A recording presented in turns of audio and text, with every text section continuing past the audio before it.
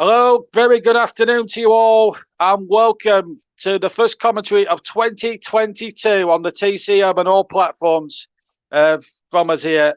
My name's JB John Stuttard, and it's a great privilege to me, on behalf of all the team at the Commentary Hub, to wish you all a very, very happy new year.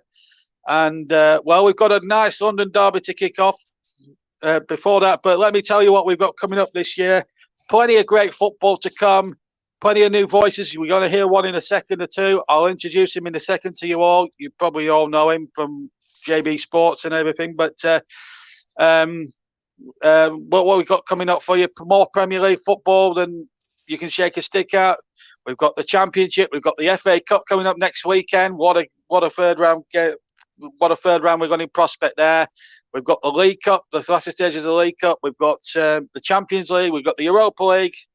And, of course, women's football, the Women's European Championships, and, of course, the Pièce de Résistance. 10 months from now, that's 11 months from now, the start of the 2022 World Cup from Qatar. We'll have every game. We're aiming to have at least more or less three-quarters of the matches played out there live for you on the TC Hub. For a big year for everybody concerning the TC Hub. And, of course, we've got a new voice to the channel, and making his debut today alongside our resident commentator, Mike Harneman, is Paul James, who's been a contributor on our streams for quite a number of months now, and, of course, a very big subscriber, comments a lot on the JB Sports streams of these commentaries.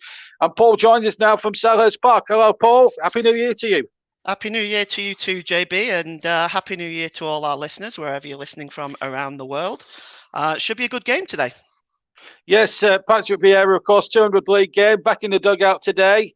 Palace going very well under his managership. It was always going to be a tough job, basically, with what he was given after Roy Hodgson had left. But considering that he had to have a lot of turnovers in the squad in terms of personnel and squad depth and personnel and everything, I think he's done a remarkably good job. And today will be a great test of his credentials against a very, very good West Ham side.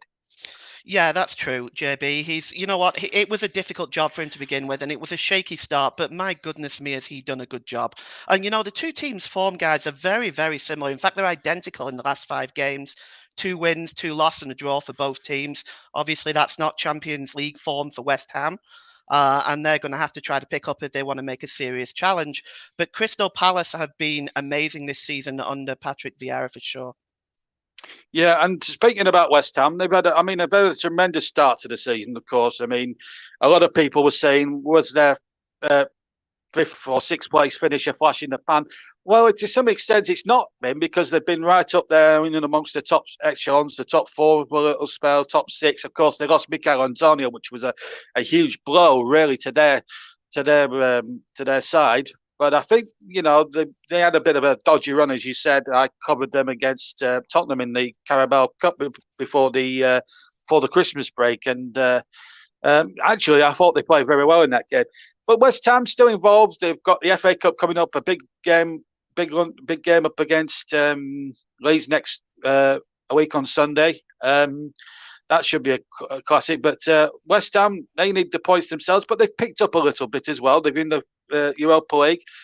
Could it be their year, maybe potentially doing some damage, maybe in the cup competitions, FA Cup or maybe the Europa League, if they can't really get into the top 4? But they're having a good season anyway by their own standards, aren't they, Paul? Oh yeah, absolutely. And you've got to take a look at the statistics as well. You're looking at this attacking team. They've scored 34 goals. They're ranked 4th most in the Premier League. Shots 257, ranked 5th. Shots on target, ranked 6th. They are a very strong attacking lineup. Mikel Antonio is the one to watch in my mind. He's so powerful, so quick, and I think they'll want to bring him into the game as much as possible today. Absolutely. And before we hand over to you and Mike in the commentary box, a quick word about David Moyes. They always say in life as well as football, never go back for a second spell. David Moyes went back there. A lot of people, as the team's just about to come out, quick word on what a job he's done with him. He came there the first time, saved them. And in 2 years of being at the club, under trying circumstances, what with the COVID-19 outbreaks and everything else, he's done a remarkable job, hasn't he, Moyes? Yeah, he's done an amazing job. You have to understand as well that he's had success in the past with previous clubs. Everton being one of them. Everton Yeah. being one of them, yes. Now, he didn't have such a nice time at Manchester United, but recently no manager's had such a nice time at Manchester United. So, I Granted. mean, yeah.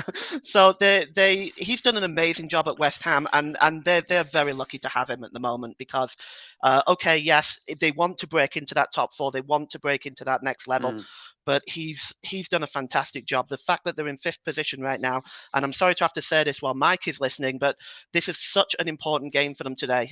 They need to win this game so that they can reduce the difference in the points between Arsenal and in fourth place. Right. Anyway, thank you, Paul, for the moment. Right. Crystal Palace, West Ham, 4-3-3 against 4-2-3-1. The first match of the new year on the TC Hub. And alongside Paul in the commentary box, a very happy new year and a very good evening to our big match commentator tonight, Mike Arneman.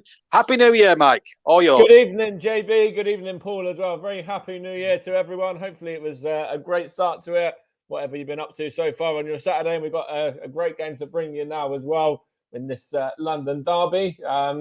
Looking forward to this one, Paul, and looking forward to being alongside you as well. Yes, Mike, thank you. I've listened to you so many times, and I'm happy to commentate alongside you. This is very exciting for this London derby. I think it's going to be a really great game. And we've got plenty of interesting information regarding the team news as well. So I'll run you through the two sides now, starting with the visitors from West Ham. In goal is Lucas Fabianski. The back line of Kufel, Dawson, Diop, and Johnson. Declan Rice as alongside Souček in midfield. Youngest man to captain, the youngest to reach 150 games as captain, I believe. Is it something like that? The stat as well now, overtaking Mark Noble. Jarrett Bowen, Lanzini, and Ben Rama are the men in behind Mikel Antonio. And then as for Crystal Palace, it's Guaita, Ward, Anderson, Guayi, Mitchell, Jeffrey Schlupp, Milivojevic, Hughes, Jordan Ayew, Ben Teke, and Odsonne Edouard as well, the former Celtic man, of course, the French international. The referee is Darren England, assisted by Stuart Burt and Simon Bennett. Jared Gillett is on fourth official duty. And then we've got Chris Kavanagh and James Manwaring as the VAR officials for today. And we've already had a bit of drama regarding VAR, and hopefully we can just concentrate on the football, Paul, and let the decisions take care of themselves. Yeah, I hope so. I understand the need for VAR, but it's good when it's not brought into it, because this season there's been a lot of controversy, and I'd like to see this game go smoothly without the need for any VAR decisions. Absolutely, and I think they are actually just doing a minute's silence here as well, I believe, for, I'm not too sure who this is in memory of, but we'll find out ever so shortly. And a minute's applause, in fact, it is. So we'll find out what that's about in a moment, and then we'll be getting the game underway. It was, I think it's for all the people that have passed away in 2021. Crystal Palace fans, and I'm sure there'll probably be West Ham fans on there as well. And it's a nice touch, actually, that both sets of fans and players are getting really involved with this. Yeah, it's excellent. I think for teams to do that, I think it's a really nice gesture. It's a way of memorializing the fans who, in many cases, have dedicated their entire lives to one club. There's a lot of loyalty amongst the fans, and I think this is a lovely gesture by Crystal Palace. I know other teams do it as well. It's a lovely gesture. And whilst they're just finishing off doing the applause there, we'll run you through the benches quickly. It's Butland, Tompkins, Elise, Eze, Mateta, Matthews, Kelly, and Riederwald on the bench for Palace. As for West Ham, it's Yarmolenko, Vlasic, Areola, Noble, Fredericks, Masuaku, Kral, Oko Flex. He was actually an old Arsenal youth player, was Oko Flex, in fact, and Elise. So that's quite interesting there. I think both sides have named two goalkeepers on the bench, I believe. Yeah, it looks like it, doesn't it? Yeah. And of course, Patrick Vieira back in the dugout now after his bout with COVID, and it's good to see him back. And of course, we saw earlier Mikel Arteta having to miss the game against Manchester City. It looks like Jurgen Klopp's going to be missing the game tomorrow for Liverpool as well because of COVID-related illness or issue. So big miss for Liverpool tomorrow. But we'll focus on this game now, as it looks like they're just about to take the knee and then get underway. It looks like it's going to be West Ham to get us underway in the first half. And just going to get underway now. And it's just gone back to the defender Dawson. And it looks like we've got a full start. We had a full start on the game I covered last as well. It's twice now in 2 games. We've had full starts and we've had to have a retake. Maybe it's just me.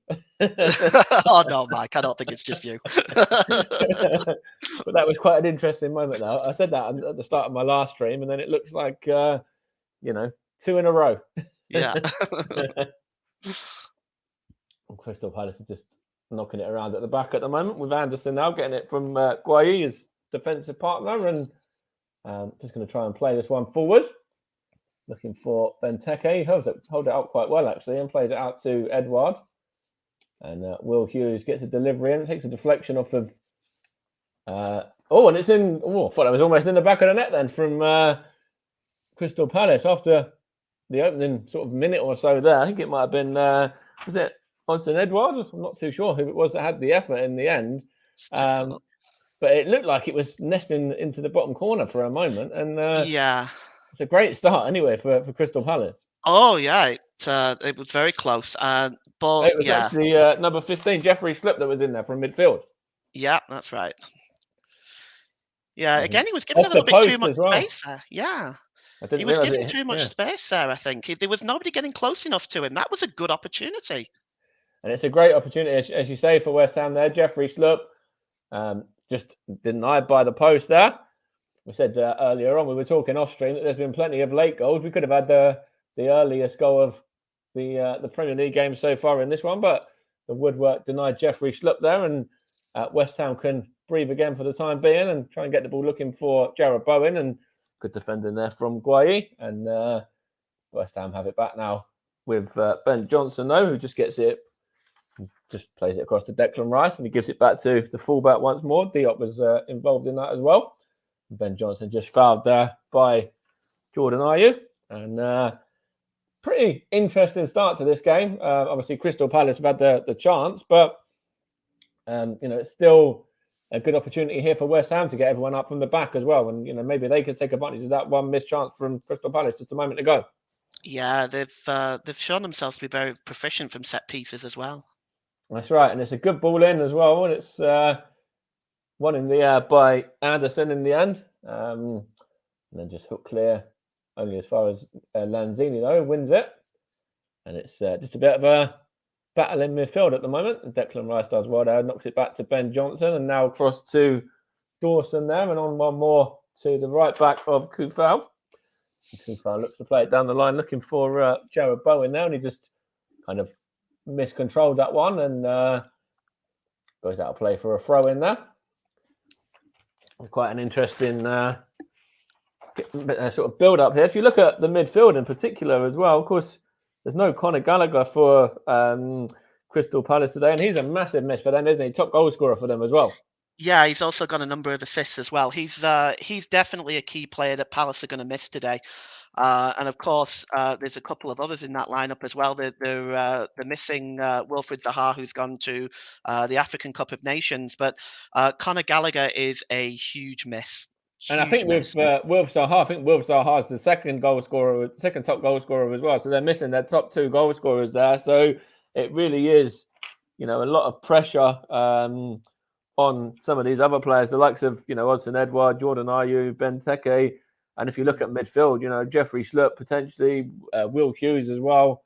Players like that are going to have a real impact on this game now, and sort of try and make something happen for Crystal Palace today.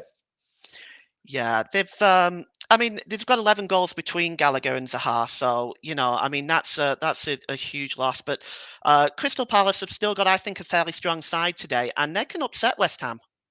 I think you're right as well, and of course, this Crystal Palace side have already picked up some big results this season. The main one, of course, not just for Crystal Palace, but for a lot of English football fans and probably football fans worldwide as well, is the fact that they went to Manchester City and got the victory that they did, and in the manner that they did it as well. It kind of, was one that made a lot of teams stand up and take note, as Will Hughes just plays this corner in.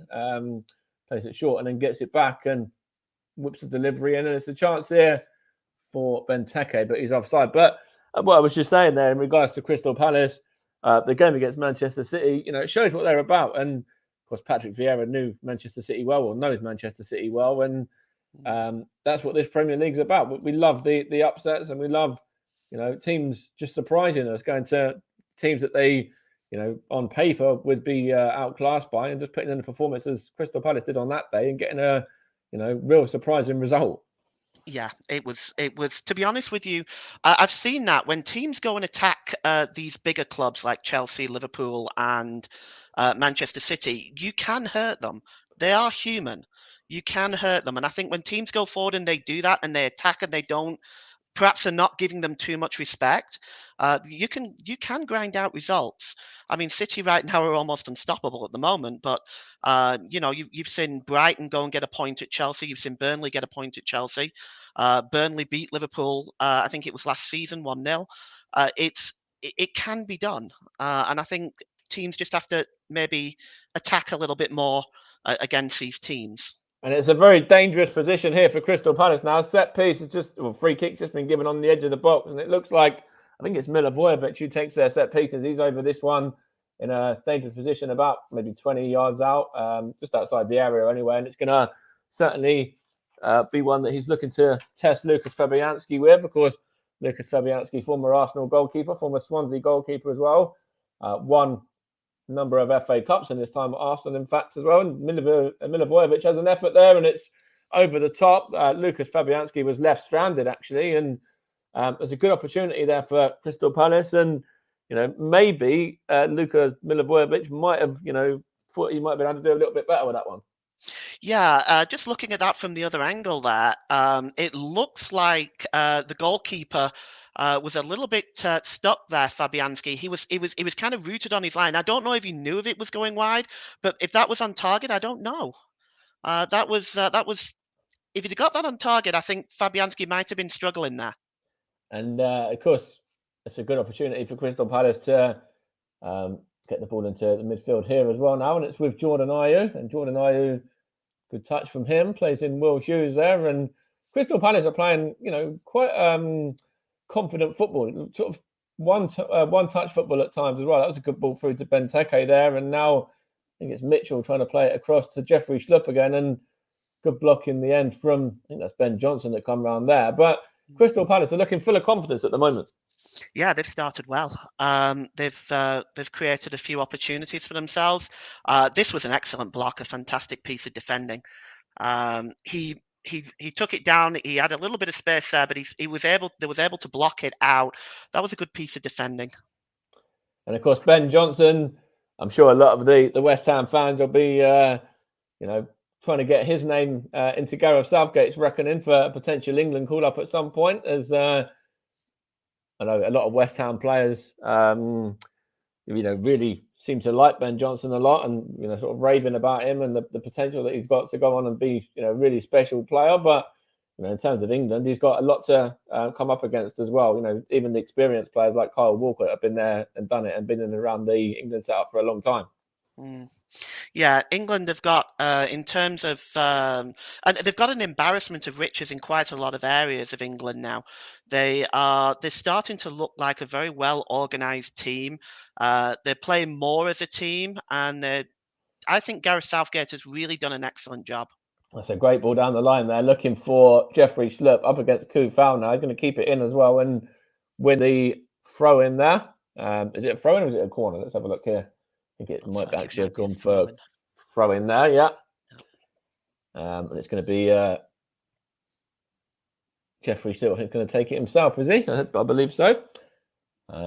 He's going to just, in fact, it's not. It's the left back Mitchell, I think that was, and he's thrown it to the number 22, Odsonne Edouard there, who holds up the ball well, and good bit of play there, and good defending from Kufal. But West Ham, we said it just a minute ago, actually, coming under the cosh a little bit now, and this one's, a good opportunity for Crystal Palace again from this corner to, get those defenders up from the back. Of course, Anderson, the big Dane, can get his head on this one potentially. It's whipped in, and it's towards Christian Benteke, and well defended from excuse me, I think it was Souček on the line there for West Ham. But it's potentially an opportunity when it comes to these set pieces for Crystal Palace as well. You mentioned earlier that West Ham are very good when it comes to their own set pieces, but there's a lot of big men there in the Crystal Palace side to get forward and try and get on the end of these corners and free kicks. Yeah, they're very good at set pieces themselves. Crystal Palace, I'll let you. That's right. It's now Will Hughes there from Benteke, and Will Hughes is going to whip this one in, and it's just taken a touch from Benteke and gone behind for a goal kick. But yeah, carry on with the point you were going to make. Yeah, they've been very good with set pieces of Crystal Palace all season long. They have some big forwards. Crystal Palace have, in my opinion, have done a lot better than perhaps some of their fans might have expected them to do. Especially at the start of the season, they struggled a little bit at the start. But Patrick Vieira, you've got to take your hat off to him. 100%, and of course, he's we touched on it earlier. JB mentioned it in the pre-game build-up as well. 200th game today for Patrick Vieira in management. Of course, that's not just at Crystal Palace. That's in America and also in France as well. And it doesn't seem like he's been in the game for very long. But 200 games is still, the first, or one of the first, sort of real big achievements for him to get in management. Not quite over 1,000 like David Moyes has, though. Not yet, anyway. No, but he's still got a long way to go in his management career as well. And he's had such a good start here in the Premier League with Crystal Palace. It'll be interesting to see if they bring in anybody in the transfer window. Yeah, 100%. Of course, the transfer window is now open as well. There's a chance here for West Ham. We'll see what they can do in the window as well in a little while. But it's Ben Johnson there now. That was Kufal. Kufal gets a second bite of the cherry as well. And he just kind of whacks that one really into the crowd there. A bit of a wayward effort. And of course, West Ham, breathing down the necks of Arsenal. Of course, Tottenham winning as well today. So they're now up to 5th, overtaking West Ham. And West Ham, of course, this is their game in hand, I believe, as well. So, potentially they might look at doing some business and bringing in some players to potentially, help them over the line into 4th spot. Although, the way that other teams are playing at the moment, of course, Manchester United are getting results as well. It's going to be, an interesting window of sort of all round really for, what can be done, especially with AFCON as well. AFCON's going to play a big part of a lot of clubs losing players. Yeah, that's right. That's a big tournament, and it's going to affect clubs up and down the Premier League. It's going to affect Burnley. I mean, Maxwell Cornet will not be available, so it is going to affect a lot of teams. And so I think the transfer window, you may see clubs bring in more in than what they would normally do. And I wonder, that's quite an interesting point. As just Ben Johnson just picks up the ball here from Declan Rice. Just want to make another point, which I'll come to in a minute. As Ben Johnson just going to get a delivery in there, and it's a good header out by, I think it was Guayi, but only as far as Declan Rice. Ben Johnson here for West Ham over on the left-hand side, going to whip this cross in and over everyone, is it? And in fact, it's Mikel Antonio, and it's a chance here. Oh, that's a good save there from Guaita, I should say, while he was on the floor. I think he might have got attached to the first one, but the second one was a very, very good save. Oh, that was a sparkling save. He got his hands up for that. That's not very easy to do. He's off balance. He's on the floor almost, and he gets his hand up to make that save. That's a smart save. That's really, really top draw goalkeeping, that one. And what I was going to say just before that, in regards to the transfer window as well, I wonder whether we'll see a couple of potential, championship players coming into the Premier League now. Obviously there's names Ben Brereton Diaz at Blackburn. I know, obviously as a Burnley fan, you probably don't like hearing that name too often. But no, not really. But I'd like him to sign for someone else, so they don't get promoted. But no, he's been extraordinary really for them this season. And I think there was 2 saves actually from Guaita as well. The second one was just brilliant while he was on the ground. But it's just be interesting to see if some of these Premier League clubs go in for some of these championship players that would, without AFCON, they might not have done. That's true. And I think it's probably a smart thing to do because, let's be honest, these players are playing above the championship level. Yeah. So, you always find teams like Villa and Burnley and teams like that will go around after championship players that are sort of playing above the championship level. And I can see teams doing that. I can see some of the more bigger teams doing that as well, especially Newcastle. You might find Newcastle doing that because obviously they want to stay up, and who are they going to attract in the position that they're in? Yeah, that's a good point as well. And of course, maybe even somebody like Crystal Palace as well. Of course, Patrick Vieira's got a really good knowledge of the French game. And, we know a lot about the American game as well. I wonder whether we'll look at maybe bringing some players in from the States, maybe. I don't know what the sort of work permit or anything like that kind of issues are, whether you'd be able to get a work permit straight away, these days. But maybe that's something he might look at, trying to get somebody in from America, because maybe he's looking into that, those leagues where he's managed before and knows those divisions pretty well. Yeah, Major League Soccer's getting stronger now. It's not a place for retired European players anymore. They have that league has become a lot stronger now. So there are players over there that some Premier League teams might be interested in, maybe as backup as well to cover the players that are away. And that was just an effort there from Milivojevic, and it was just whacked into the ground, really, and claimed comfortably by Lucas Fabianski. And he's just going to bowl it out to his right back, Kufal. Of course, last time out, West Ham were brilliant in their victory against Watford. And, they had Souček, Benrahma, Noble, and Vlasic scoring on that occasion. And, plenty of those players are involved today. Of course, there's a couple on the bench as well. And then before that, there was that game against Southampton, which is another 5-goal thriller. So they've been involved in a couple of big games in terms of scorelines anyway in the last few. Yeah, they're a very good team. I look at West Ham, and at the start of the season, my prediction for them was, they're going to finish in the top 10. But they really are playing very, very well. They're playing wonderful football under David Moyes. And they're just kind of weathering the early storm here by Crystal Palace. But I think you'll see West Ham come more and more into the game. I think that's right. They'll, once they get through, maybe the first 20 minutes or so, if they can get through at 0-0 and grow into the game after that, then I think it'd be a bit of a different game. Of course, these London derbies can be quite tasty affairs at times as well. So don't be surprised if we see some potential, what's the word? Meaty challenges, I suppose, in this game at some stage as well. I've seen that before with London derbies. They're very fun to watch, especially the likes of Chelsea, West Ham, Spurs, Arsenal. Those are always fun games, and those are the sort of games you look out for on the football calendar. Oh, 100%. And there's not been too much bite in this one as of yet. But then Crystal Palace have still had most of the chances so far. The best chance is certainly the one for Jeffrey Schlupp that hit the post. But West Ham, we touched on them earlier, the quality that they've got as they just have the ball here with Declan Rice now and plays it out to Ben Johnson. We'll touch on Declan Rice in a minute, actually, after this attack as well, and how good he was for England at the Euros in particular. It's whipped in, and it's taken a deflection there off of, I think it was Milivojevic, and it's just gone into the gloves of goalkeeper Guaita.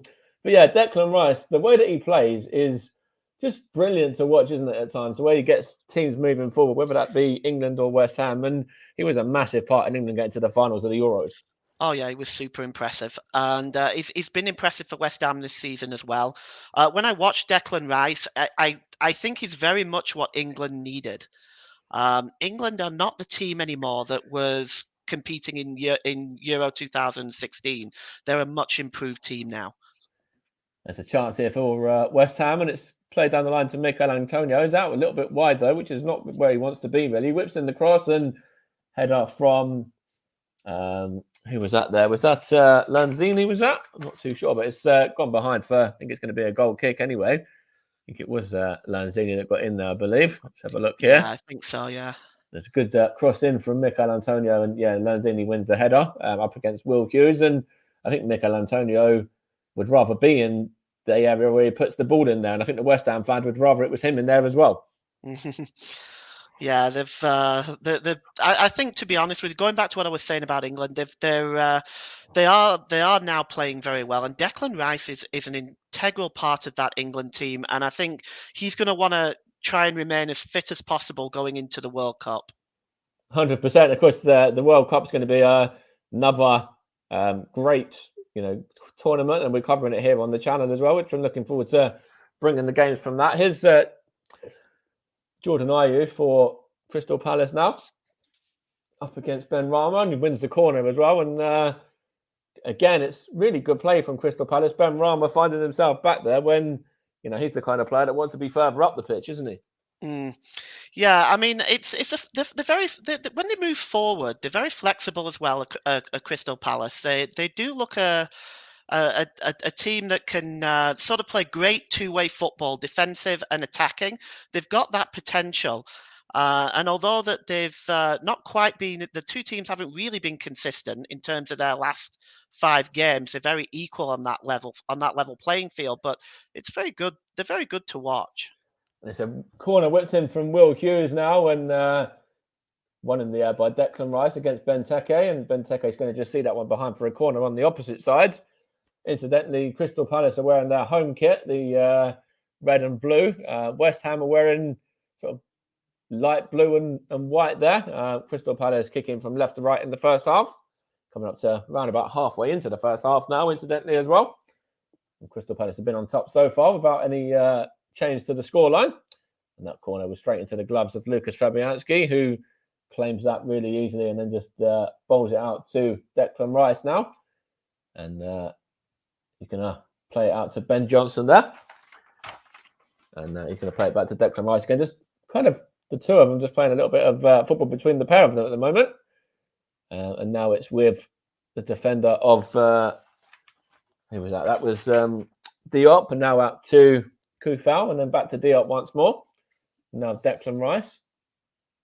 And Declan Rice going to play it into Ben Johnson again. And back to Declan Rice again. And now he's going to switch it across to the right-hand side. And it's a good ball towards Bowen as well.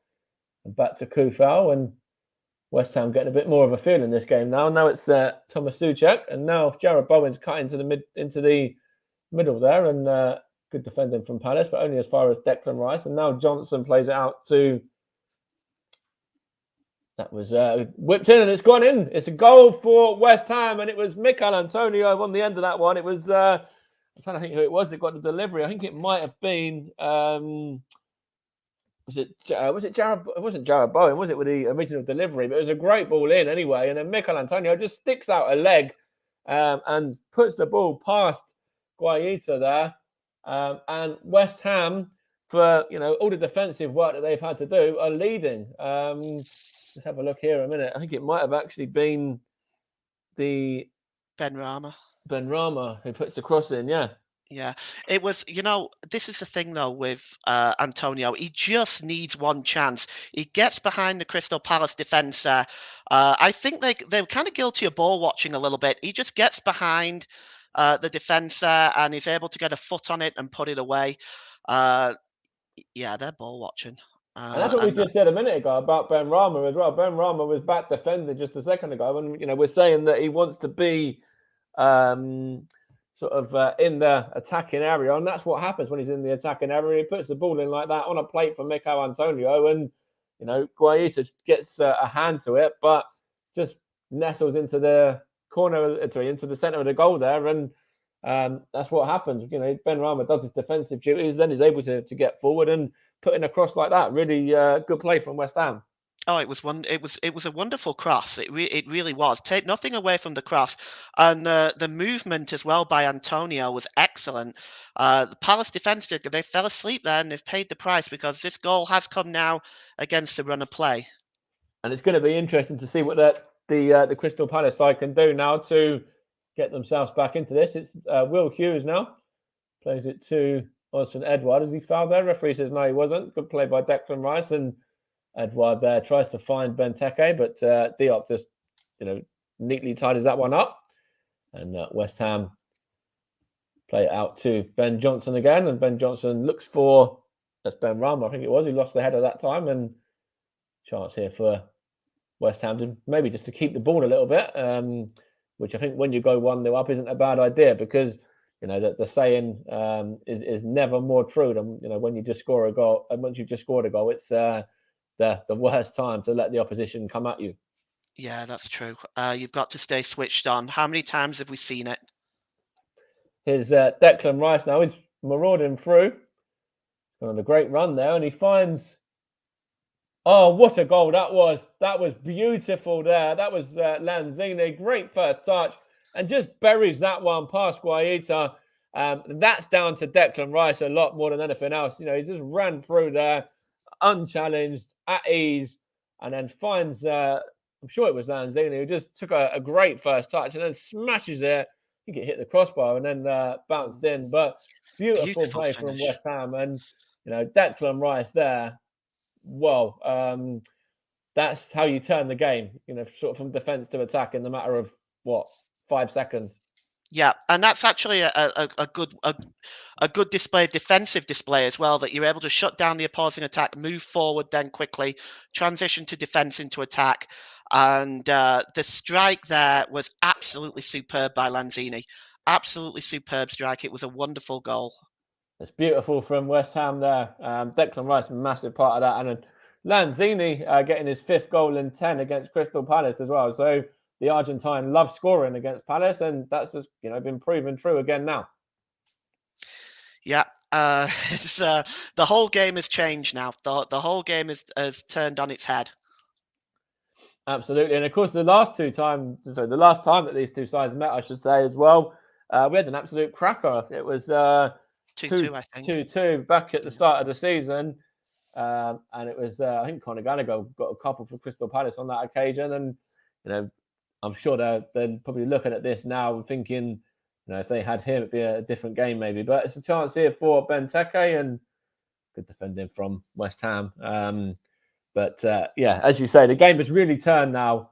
I think Benteke is looking at potentially going to the official there about a potential sort of shove on his shirt or put on his shirt. Didn't really see anything wrong with that, to be fair. I didn't, it looks like there's kind of just a good old-fashioned tussle more than anything else, to be fair. Yeah, and he kind of went down a little bit easy as well. So I'm gonna say that there's nothing in that whatsoever. Yeah, I think it's just an old-fashioned tussle, which you don't want to see those things taken out of the game. Yeah. Yeah.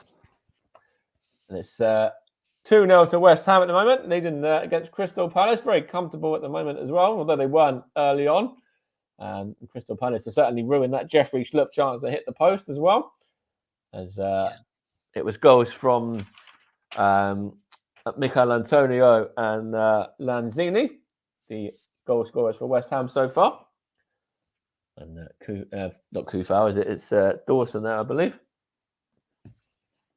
He's going to just play it down the line. It's looking for Michail Antonio again, and he's got 2 men surrounding him there. Here's Kufau. Kufau for West Ham now. Up against Tyreek Mitchell. And the ball just about makes its way out of play in the end for a Crystal Palace goal kick there. But, we've had a really interesting game so far. Of course, West Ham, started off on the back foot, got a little bit lucky with the one that sort of come away off the post, and when they've had their chances, they've been clinical with them, haven't they so far? Yeah, they have, and I think it's Crystal Palace have got to look at themselves defensively. They've given them too much space in the penalty area there.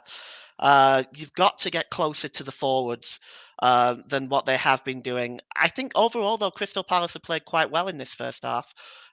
They've tried to create some chances for themselves. They've moved forward. It's just two incidents here has cost them, really.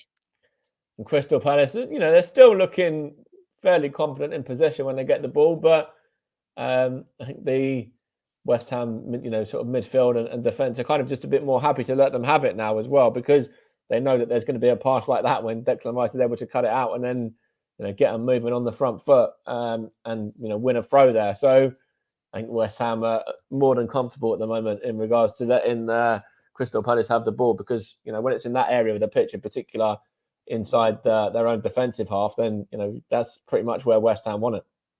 Yeah, that's it. And West Ham have played very well so far. They've looked in control in their own half, and although Crystal Palace have had chances, West Ham have done very well defensively.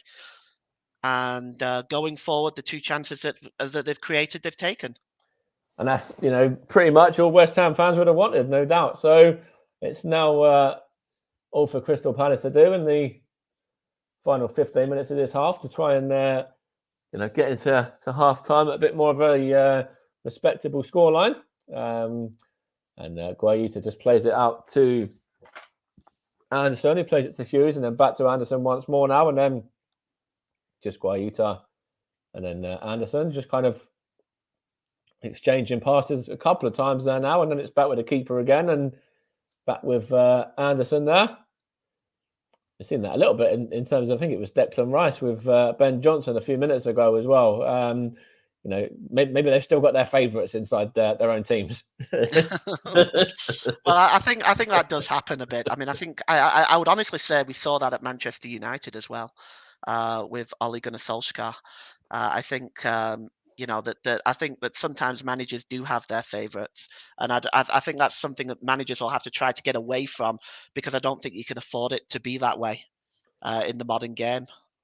There's a chance for West Ham, for Crystal Palace just to try and get one out from the back, but it's kind of just quite simple balls at the moment rather than trying to move forward with any real intensity. Good turn from Will Hughes though, and into Guayu now, and then on to, I think that's Jeffrey Schlupp there, into Odsonne Edouard, and chance here for Crystal Palace to get it out wide, and it's a good ball to Jordan Ayew. Jordan Ayew into the area, plays it to Odsonne Edouard, hits the crossbar, and that's as close as Crystal Palace have come yet again. They can certainly count themselves unlucky not to have got themselves a goal in this game, because they've hit the bar and the post now. Yeah, that was a good strike too. That was very unlucky. Goalkeeper beaten all ends up. It's very unfortunate that could have been 2-1. There's a good ball in here from Ayew. Hughes now Benteke, good block there, and now with Lanzini, the goal scorer for West Ham second, and Ben Johnson just clears it out there. And here is Anderson. And I think Patrick Vieira, when he goes in at half-time, if they do end up going in a couple of goals behind, we'll certainly be looking on those two missed chances. Here's a great turn from Schlupp there, and he plays it out to Mitchell. Back to Jeffrey Schlupp again. Jeffrey Schlupp deflected, and it's a good save there from Lucas Fabianski to deny Christian Benteke. And ball ends up going out of play for a corner there. But Crystal Palace, I think since the second goal, kind of woken up a little bit now. Yeah, they have. They've started to move forward a little bit. They've been unlucky not to score with that shot that hit the crossbar. But that was another fine save by Fabianski as well. Sometimes I think goalkeepers just don't get enough credit.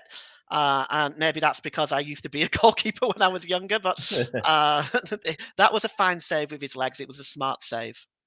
Milivojevic from the corner gets it back as well and whips it in, and it's looking for the head of Benteke.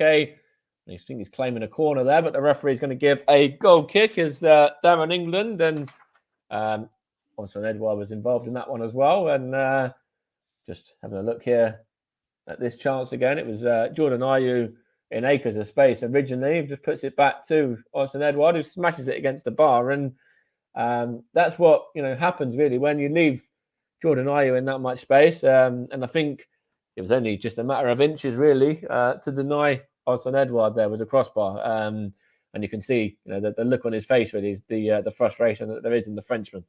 Yeah, and I think again there was too much space in the penalty area for him there. He was very unlucky not to score. He hit the bar. It was a nice strike, goalkeeper beaten, but defensively wide open again. And in the 18-yard box, you just can't give that much space to somebody with that much quality.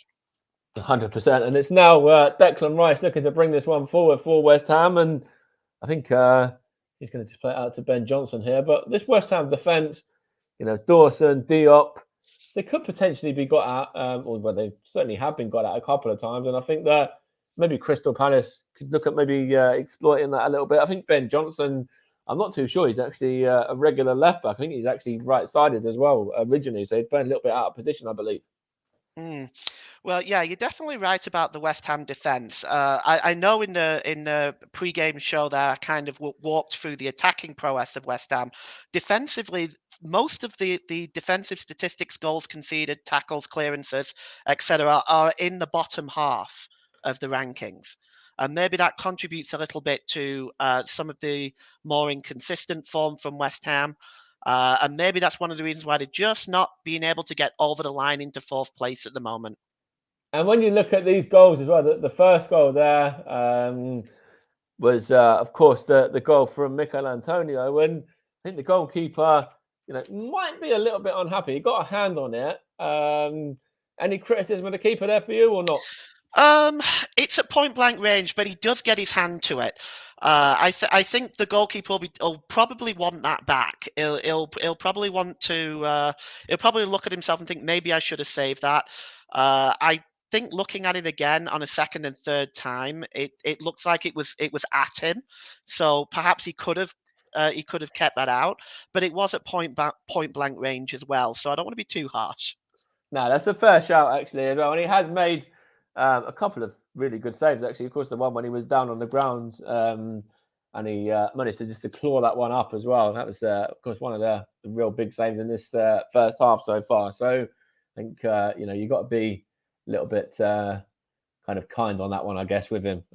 It's good bit of battling midfield play here from West Ham, and it's up into the air by, I think that was Coufal, and then it's out of play for a Crystal Palace throw there. David Moyes, of course, as JB mentioned earlier, back at West Ham for a second spell, when actually he's did very, very well in his first spell. Well, at least I thought he did well enough in his first spell to keep his job, and it was quite surprising that they went back and picked up on David Moyes as another candidate, even just to go in for the job, and then to actually give him the job again as well. I was quite shocked by that, really. Well, I agree with you in the sense that he was brought in and for the second time, but he is a very talented manager. I mean, okay, he's had unfortunate times at other clubs, but he is a very, very talented manager, and I think he's proving it now at West Ham. He's really lifted West Ham to a position that their fans really couldn't possibly have dreamed about. 100%. And when you look at the fact they've just moved to a new stadium as well, and in the not too distant past, they're doing what a lot of clubs, the likes of Arsenal and the likes of Tottenham as well, who just moved to the stadiums recently. Want with their side, they want to be up there. They want to be challenging for European football. And West Ham, I think if you look at the battle of the new stadiums, West Ham are probably up there in regards to how they've been playing on the pitch to kind of match what's been going on, in regards to getting the fans in off of it. Yeah, and they did have some troubles at that new stadium, really at the beginning, and a chance here, and it's just a bit of a weak effort in the end from Jordan Ayew. But yeah, carry on. Yeah, it was a struggle at first. The fans, I think, in a lot of cases, didn't accept the London Stadium as their new home so much. The team wasn't playing well at home. I remember an incident involving, I think it was when Burnley played there, and Burnley won 3-0, and they had fans coming onto the pitch. There was a group of fans going right in front of the director's box. I think David Moyes has really settled this team down, not just the team, but the entire club. I mean, obviously, West Ham fans are very, very happy right now.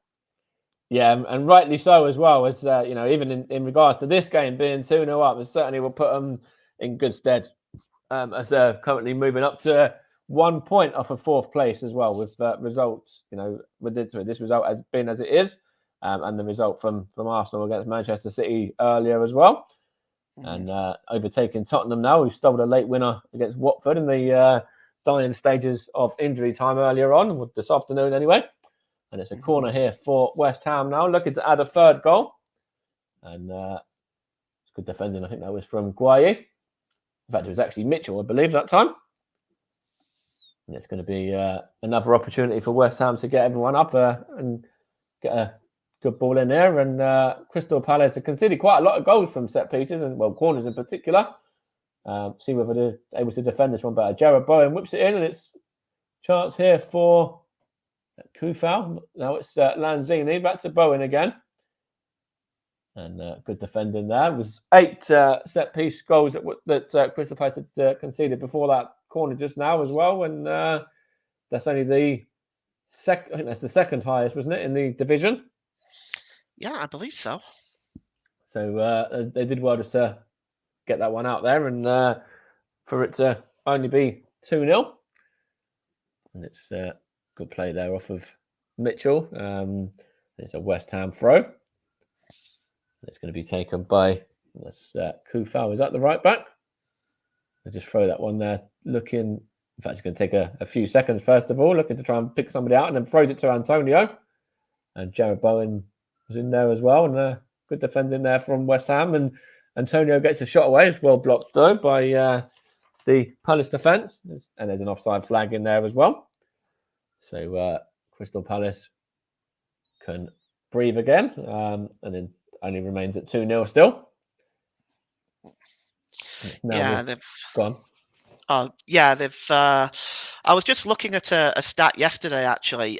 Crystal Palace are number 1 in the Premier League for tackles, which I think is interesting as well, given what I've seen in this first half. I think that is very interesting, because for the 2 goals in particular, it looks like it was very easy for West Ham. That was a good tackle there from. That was Suchet at that time. But then that's quite interesting to have Crystal Palace there, number 1 in regards to the tackles. And then the 2 goals for West Ham were very, very easy.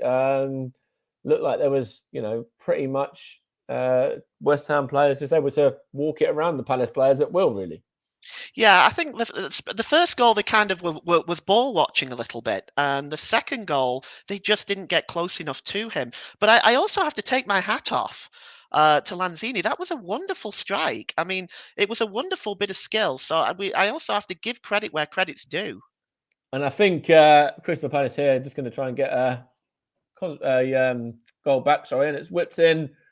And it's an effort at Lucas Fabianski there by Christian Benteke. It's the ball in from Ward. We haven't really said his name too much going forward. I think it's kind of because he's had a lot of defensive work to do for Crystal Palace, but he was getting into the areas across the ball there and picks out Benteke and straight at Lucas Fabianski, really. And that's what that's where your goalkeeper needs to be switched on, especially when he's not had loads to do, and he was there as well, wasn't he? Yeah, I really like Lucas Fabianski. He's a fantastic goalkeeper, and he's been a staple in that West Ham team, because he could. I think he's one of those goalkeepers that can win you games with his performances. He's an outstanding goalkeeper. I remember going back to when he was at Arsenal. There was an FA Cup final. I'm trying to remember. Or was it a semi-final? And it went to penalties, and he played a massive part in that. I think he saved like 3 penalties or something like that. And it saw Arsenal go through, and Arsenal ended up winning the cup anyway. And he played a massive part in that. I'm trying to remember what year it was now, but Lucas Fabianski, when he was at Arsenal, had a lot of critics, and kind of a lot of it was unjust at times as well. Well, you see, I think there's a few goalkeepers in the Premier League that are capable of snatching matches. For just snatching those wins by making multiple amazing saves, And I think just for Jordan Ayew, 1 second, it's going to just get a ball across there to Benteke, and it's good defending from Diop there, and just while Crystal Palace are going to try and get this one into the area, looking for that was Benteke there. Now Mitchell, I think Schlupp was in as well, and now gone back. But yeah, about the goalkeepers, carry on. Yeah, there's like a few goalkeepers in the Premier League that are really capable of snatching wins for you. Nick Pope's done it for Burnley. David De Gea's done it for Manchester United. And Fabianski's another one that's very capable of doing it as well. And the chap at Arsenal right now, the young Aaron Ramsdale. Ramsdale. Thank you. Yeah. I had a mental block for a second there. He's done the same. He's been amazing for Arsenal. Absolutely amazing. And of course, that's Arsenal goalkeepers are present. This is an Arsenal goalkeeper at Parkton, Lucas Fabianski, Polish international, was actually competing with a Polish teammate of his for a while, Wojciech Szczesny as well, who, when he left Arsenal, went on to Juventus and has now become one of the best goalkeepers really in world football. Here's Will Hughes, and his effort just wide of the goal there, and had Lucas Fabianski scrambling a little bit, but it was pretty much always going to be off target. Yeah, that was that was close, but it was. I think Fabianski there kind of knew that was going wide. He was Let's have a look here again at the replay. Yeah, it was a nice try, but it was always kind of going away from the goal. And of course, we are just about another 10 seconds away from finding out how much additional time we'll have in this first half as well. Patrick Vieira was quite pleased with his side there, though, getting into a decent position and getting the shot away. So something for him to take as Antonio plays this one, looking for Jared Bowen now. Jared Bowen for West Ham. Great tackle that was. That was, I think that was the Dane, Joachim Andersen. And had to get that tackle in and had to get it right as well. And he did everything he needed to do and more there. That was a superb tackle. That was absolutely superb. And it's a good job he got it in when he did. There was another West Ham forward there, just free on his own. That was an excellent tackle. Risky, but excellent. And that's right. As I was saying, he had to get it spot on, and he did. Because if he gets that and, a second or two later, then there's a penalty there for West Ham and potentially, the opportunity to put the game to bed, really, in the first half. That's right.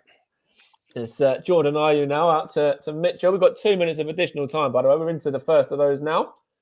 It's Guayi. Now, that was Benteke, sorry, was it? Now it's back with Anderson, was that? Now into Ward and straight into the gloves of Lucas Fabianski there.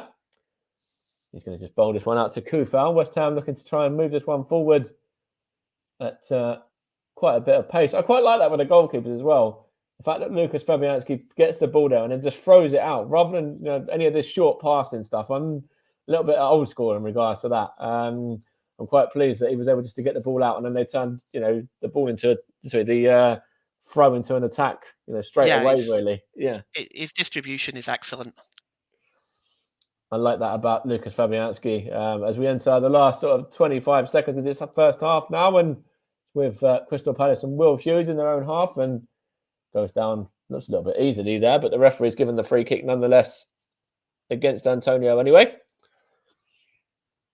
And last few seconds of this first half now. First half that started brightly for Crystal Palace with, of course, Jeffrey Schlupp hitting the post after, I think it was only about a minute, I believe. And then the first goal for West Ham was scored by Mikel Antonio. Great ball in from Ben Rama. They're actually looking at this on VAR, incidentally, about a potential that looks like a handball to me.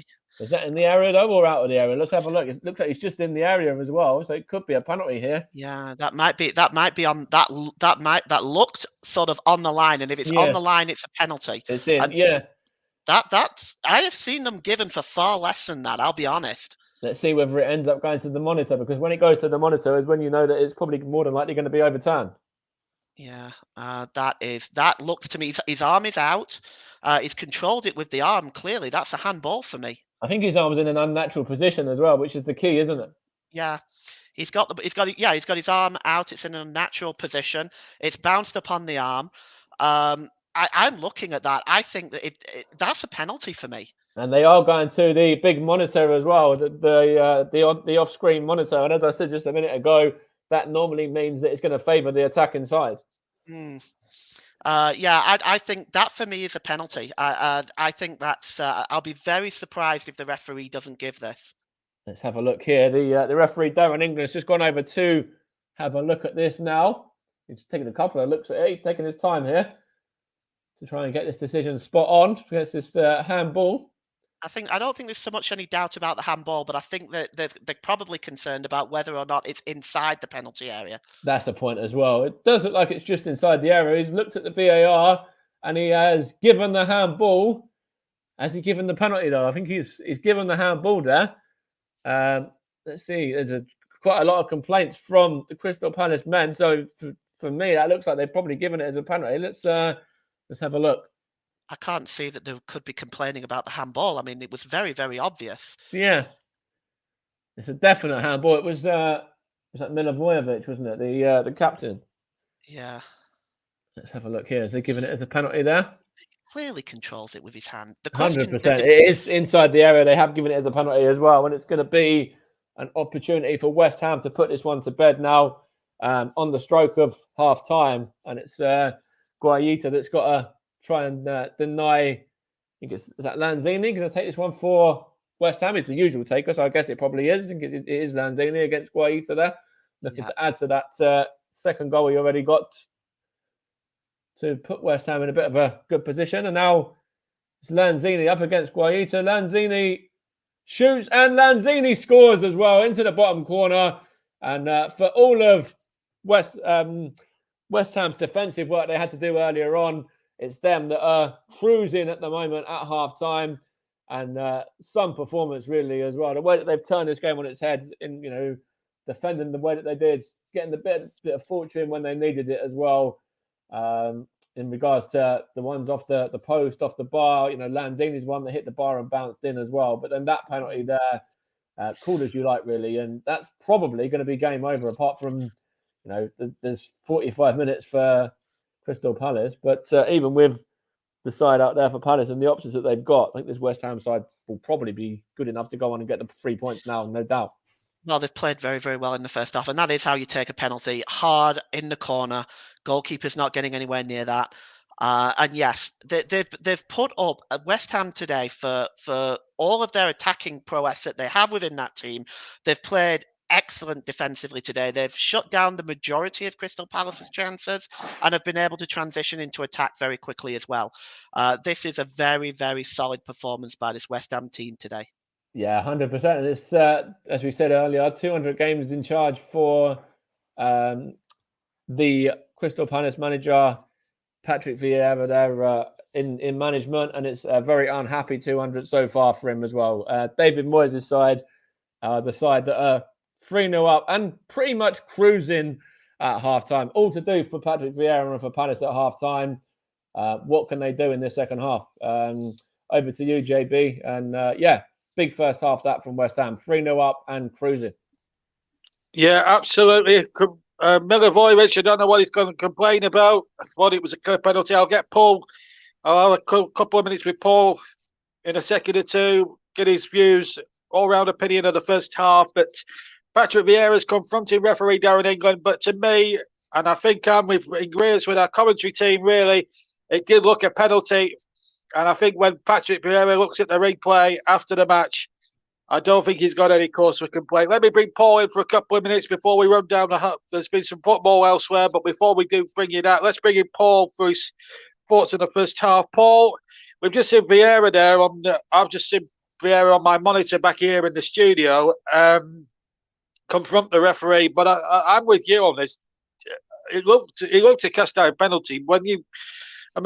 As you quite rightly say, the ball is on the line of the edge of the penalty area, which is a penalty under the laws. Has Vieira and Crystal Palace got any cause for complaint there? Because I don't think they have. No, none at all, JB. None at all. I don't know why they're complaining. Look, this is the thing. These footballers know the rules. For me, they've got no cause to complain. This is not a disputable one where we have to say, no. And I don't think they're even disputing whether it's in the penalty area. That one of them, I forget who it was pointing at his chest, saying he chested it. No, he didn't. You could clearly it was see Milivojevic. Milivojevic, the captain. Yeah. Thank you, JB, for that, because I kind of forgotten the name, but Milivojevic, yes, and he had his arm out there. They'll look at it again and they'll accept it, but I think in a lot of cases it's just people see maybe they see what they want to see. Maybe they feel they've got a justification for it, but look at it again on the monitor, Patrick Vieira, and you will see that was an obvious penalty. Yeah, and just one more quick point. The first half, it's been very tough for Palace, obviously, but how good have West Ham been in terms of attacking prowess? The first two goals were exceptionally well-worked goals. Benrahma setting up Antonio, and then obviously Lanzini scoring. Obviously, got the penalty just at the end there, but the second goal was pure genius, as I like to say on the comment when I'm behind the mic commentating. But I think when you look at the overall statistics and the overall look, what I've seen of the game, I've been watching away, listening to the commentary from you guys, and very good, by the way. But I've got to tell you that I think you've got to say that West Ham have you've got to say, have been good value for that 3-0 lead at the break. And I don't think it flatters me one little bit, to be honest with you, Paul. No, I absolutely not. And I think it's been a very solid display by West Ham. They've played very, very well. They've shut down Palace attacks when Palace have had the ball. and they have transitioned into attack very, very well. In my opinion, that's what good defensive play is all about. You shut down the opposing attack and you then move forward and transition into your own attack, which they did very well. And Benrahma, for me, has been excellent in that first half. He has tormented Crystal Palace throughout that first half. He's been absolutely excellent. Thank you. Well, thanks, Paul. Will you go and take a break, and we'll hear from you in the second half? I think you've earned it. Thanks, JB. All right, we'll see you for the second half. Paul James there alongside Mike Hardiman. Great commentary of the first half from the lads. Crystal Palace 0, West Ham 3 is the scoreline at half-time. 2 goals for Lanzini, one from the penalty spot just at the end of the first half there. And, of course, Antonio getting the opening goal. Some great performances there. There have been some other scores around the country as well. Let's take a check on them. If Mike's listening, I think you better close your ears now because we're going to run through all the scores from today. We will get Mike's opinion at the end of the show on Arsenal against Manchester City. It finished Arsenal 1, Manchester City 2, and there were some contentious decisions, I believe, in that match. I didn't see the match, but from what I've been hearing, it's been rather contentious. There was a red card in that game as well, but Manchester City running away with it by the looks of it now, turning into a possession for Manchester City at the top of the Premier League now, and it's up to Chelsea and Liverpool to try and stem the tide. So, Premier League, Arsenal 1, Manchester City 2. The Leicester game between them and Norwich, of course, postponed for obvious reasons. Norwich didn't have enough players to put out a squad due to COVID isolations and injuries. So their game has been postponed for the moment. That will be rearranged to a later date later on in the season. Watford 0, Tottenham 1. Good result for Tottenham. That last minute goal from Davinson Sanchez, winning that one. 6 minutes of stoppage time in that one. And as you've just heard, the first half, Crystal Palace 0, West Ham United 3. Championship, Sheffield United and Middlesbrough, again, COVID outbreak has put pay to that one. So too as the game at the Coventry City Stadium between Coventry City and Luton Town. There was one game that took place. That was at Blackpool. Blackpool winning it 1-0 against Hull City. And it was Gary Medine from the penalty spot after 31 minutes. Blackpool now up to 12th in the Championship. League One, Ipswich and Lincoln didn't play. Neither did Plymouth or Wimbledon or Wigan Athletic or Accrington Stanley. They were all postponed. The games that did take place, Burton Albion 4, Crewe Alexandra 1, Charlton Athletic 0, Wycombe Wanderers 1, so Wycombe keeping up their playoff push. MK Dons 0, Gillingham 0 in a game to forget down there. Oxford and Cheltenham shared the spoils in a 1-1 draw. And if Russ is listening, great news for Rotherham. Beaten Bolton Wanderers by 2-1. Right, let's move into League Two now. Again, let me just go through the postponed games first before we bring you the other scores. There were 3 off. Otherwise, it's a full programme. Harrogate Port Vale was called off. Lake Norrian against Bristol Rovers was called off. And Rochdale and Mansfield was all called off. The other games did survive. Here are the scores. Barrow 1, Bradford City 2. Crawley Town 3, Colchester United 1. Forest Green Rovers 2, Stevenage 0. Sorry, Mike, again. Hartlepool 0, Oldham Athletic 0. Scunthorpe 0, Carlisle 1. Sutton United 2, Exeter City 1. Swindon Town 5, Northampton 2. And a terrific game, but by the sounds of it, down at the Bescott Stadium, where Walsall and Newport shared a 6-goal thriller, 3-3 that finished. Right, one game from the National League. That was at Chesterfield, of course. Chesterfield 1, Kingsling Town 0. National League North, Darlington 1, Spennymoor Town 1. We're now going into the Lowland League in Scotland. The games between Berwick Rangers and Bonnyrigg. East Stirlingshire against Bowness United and Gala Fairydean against Fairleigh Leven. Try to say that quickly. We're all postponed. And of course, the University of Stirling against Edinburgh University, that game was abandoned, so nothing happened there, to be honest with you there. There was one game that did go the distance. That was Caledonian Braves 3, Broomhill 0. Irish Premiership now. Ballymena 4, Portadown 0. Coleraine against Warren Point, again, postponed for obvious reasons. Crusaders 0, Carrick Rangers 0. Dungannon was 1. Linfield 6. Glenavon 0, Cliftonville 2. And this is the latest score. It's half time in this game. It's a 5:30 kickoff, just like the game we're coming. Glentoran 1, Larne 1. That's a half time score. No game between in the Australian leagues. Newcastle's yet against Melbourne. That was postponed. So too was Western Sydney Wanderers and Western United. Adelaide United 4, Wellington Phoenix 0. So that keeps you up to date with all the football going on around the world. Right, let's get some football news. Jurgen Klopp is going to miss the Chelsea game after a suspected positive COVID test. The 54-year-old is experiencing very mild symptoms, so he's letting his assistant Pep Lijnders take charge for the visit to Stamford Bridge tomorrow. And also on Friday, Klopp had also said that 3 players had tested positive for COVID-19. A Liverpool statement then went on to say that there have been no further cases among the playing squad. However, 3 of the backroom staff have also returned positive tests. So looks like Jurgen Klopp will not be taking place today. With some transfer news as well. A couple of transfer stories. Vitaly Malkolenko. Everton have actually signed him from Dynamo Kiev on an undisclosed fee. He's won 21 caps for Ukraine. He's a left back by trade. I was key part of the Ukrainian side that reached the quarterfinals of Euro 2020 last year. The fee for the 22-year-old is undisclosed, but it's understood to be a whopping £17 million, including add-ons. Malkolenko has told Everton's club website he's always dreamed of playing in the Premier League, and moving to Everton is a big, important step in my life. He becomes Rafa's Rapamidis' 6th signing. He's won a league title and 2 Ukrainian Cups with Dynamo Kiev in his 132-game career there. He also says English football is where the game was born, and I think it will suit my game very well. He says, I'm 22. I don't feel like a youngster. I have experience playing at European level, and I hope to continue as a player. And I'm very excited about playing in front of the Everton fans. I have seen the last few games at Goodison Park, and they were unbelievable. They are incredible fans to whom I feel great responsibility. So there.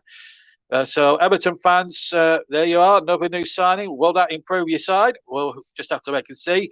There's also been a bid in for Kieran Trippier from Newcastle for the Atletico Madrid defender. They've made a bid to sign him. Talks are ongoing as Eddie Howe looks to make his first signing in the January transfer window. Trippier, who's now 31, has made 83 appearances for the Spanish club since joining for £20 million from Tottenham 3 years ago.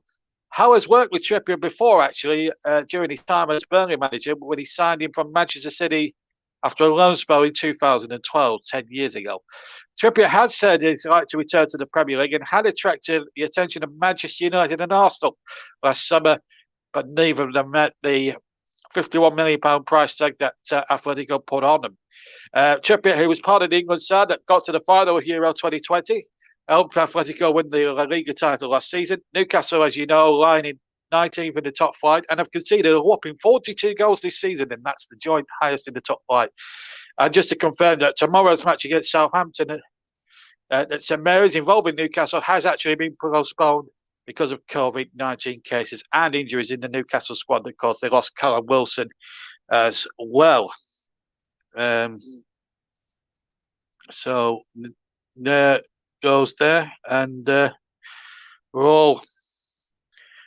we should be all set very shortly for the second half in a second or two.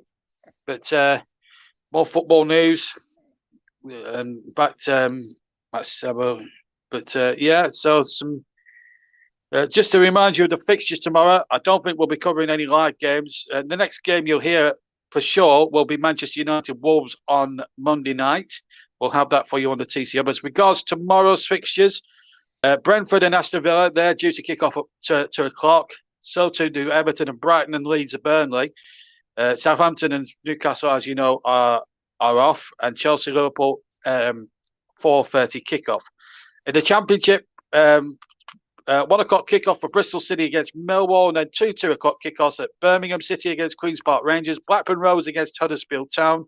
What an interesting Bren Berrett and Diaz, as the guys in the com box were referring to earlier, and West Brom 0, Cardiff City also kick off at the same time. League One, Sunderland off, Morecambe and Doncaster kick off at 3, so too do Shrewsbury and Sheffield Wednesday. National League, full programme, apart from Southend and Bromley, all kick off at 3. Bournemouth, Barnet, Dagenham and Redbridge Dover, Eastleigh, Weymouth, Maidenhead and Wealdstone, Notts County, Wrexham, Woking, Aldershot, and Yeovil Town, Torquay United. So plenty of football coming your way, and of course some Scottish Championship action. Arbroath, Inverness, Kelly Vissel, Queen in the South, Hamilton Academicals, and Rafe Rovers, Dunfermline. They're all 3 cups. There is one game that's not taking place. That's Green at Morton and Partick Thistle. That's now been confirmed as postponed, as well as their fixture pilot continues with all the positive COVID cases that are happening in at the moment. And of course, we'll have live football, COVID permitted, at 5:30 on Monday evening, and that is between Manchester United and Wolves, live from Old Trafford. So join us for that one if you can. And of course, there's the Carabao semi-finals first leg on Wednesday and Thursday, and then the return of the FA Cup on Friday, Saturday, and Sunday and Monday. 4 games. We'll have the best of the action over 4 days worth of cup tie football. Should be good. Russell's been on the chat and he says, Leeds to win tomorrow, JB. Not on your Nelly, mate. Not on your Nelly. But what I will say, Russ, it will be a cracking game tomorrow. I have no doubts about that. Anyway, the teams are back out for the second half. And Patrick Vieira's got it all to do in that next 45 minutes. His team 3-0 down to a rampant and brilliant West Ham United side. Looks like we're going to have a half-time substitution as well. And to talk you through that substitution, or who it might be, and of course, the second half commentary, let's hand over to your commentary team of Paul James and Mike Arneman. All yours, lads.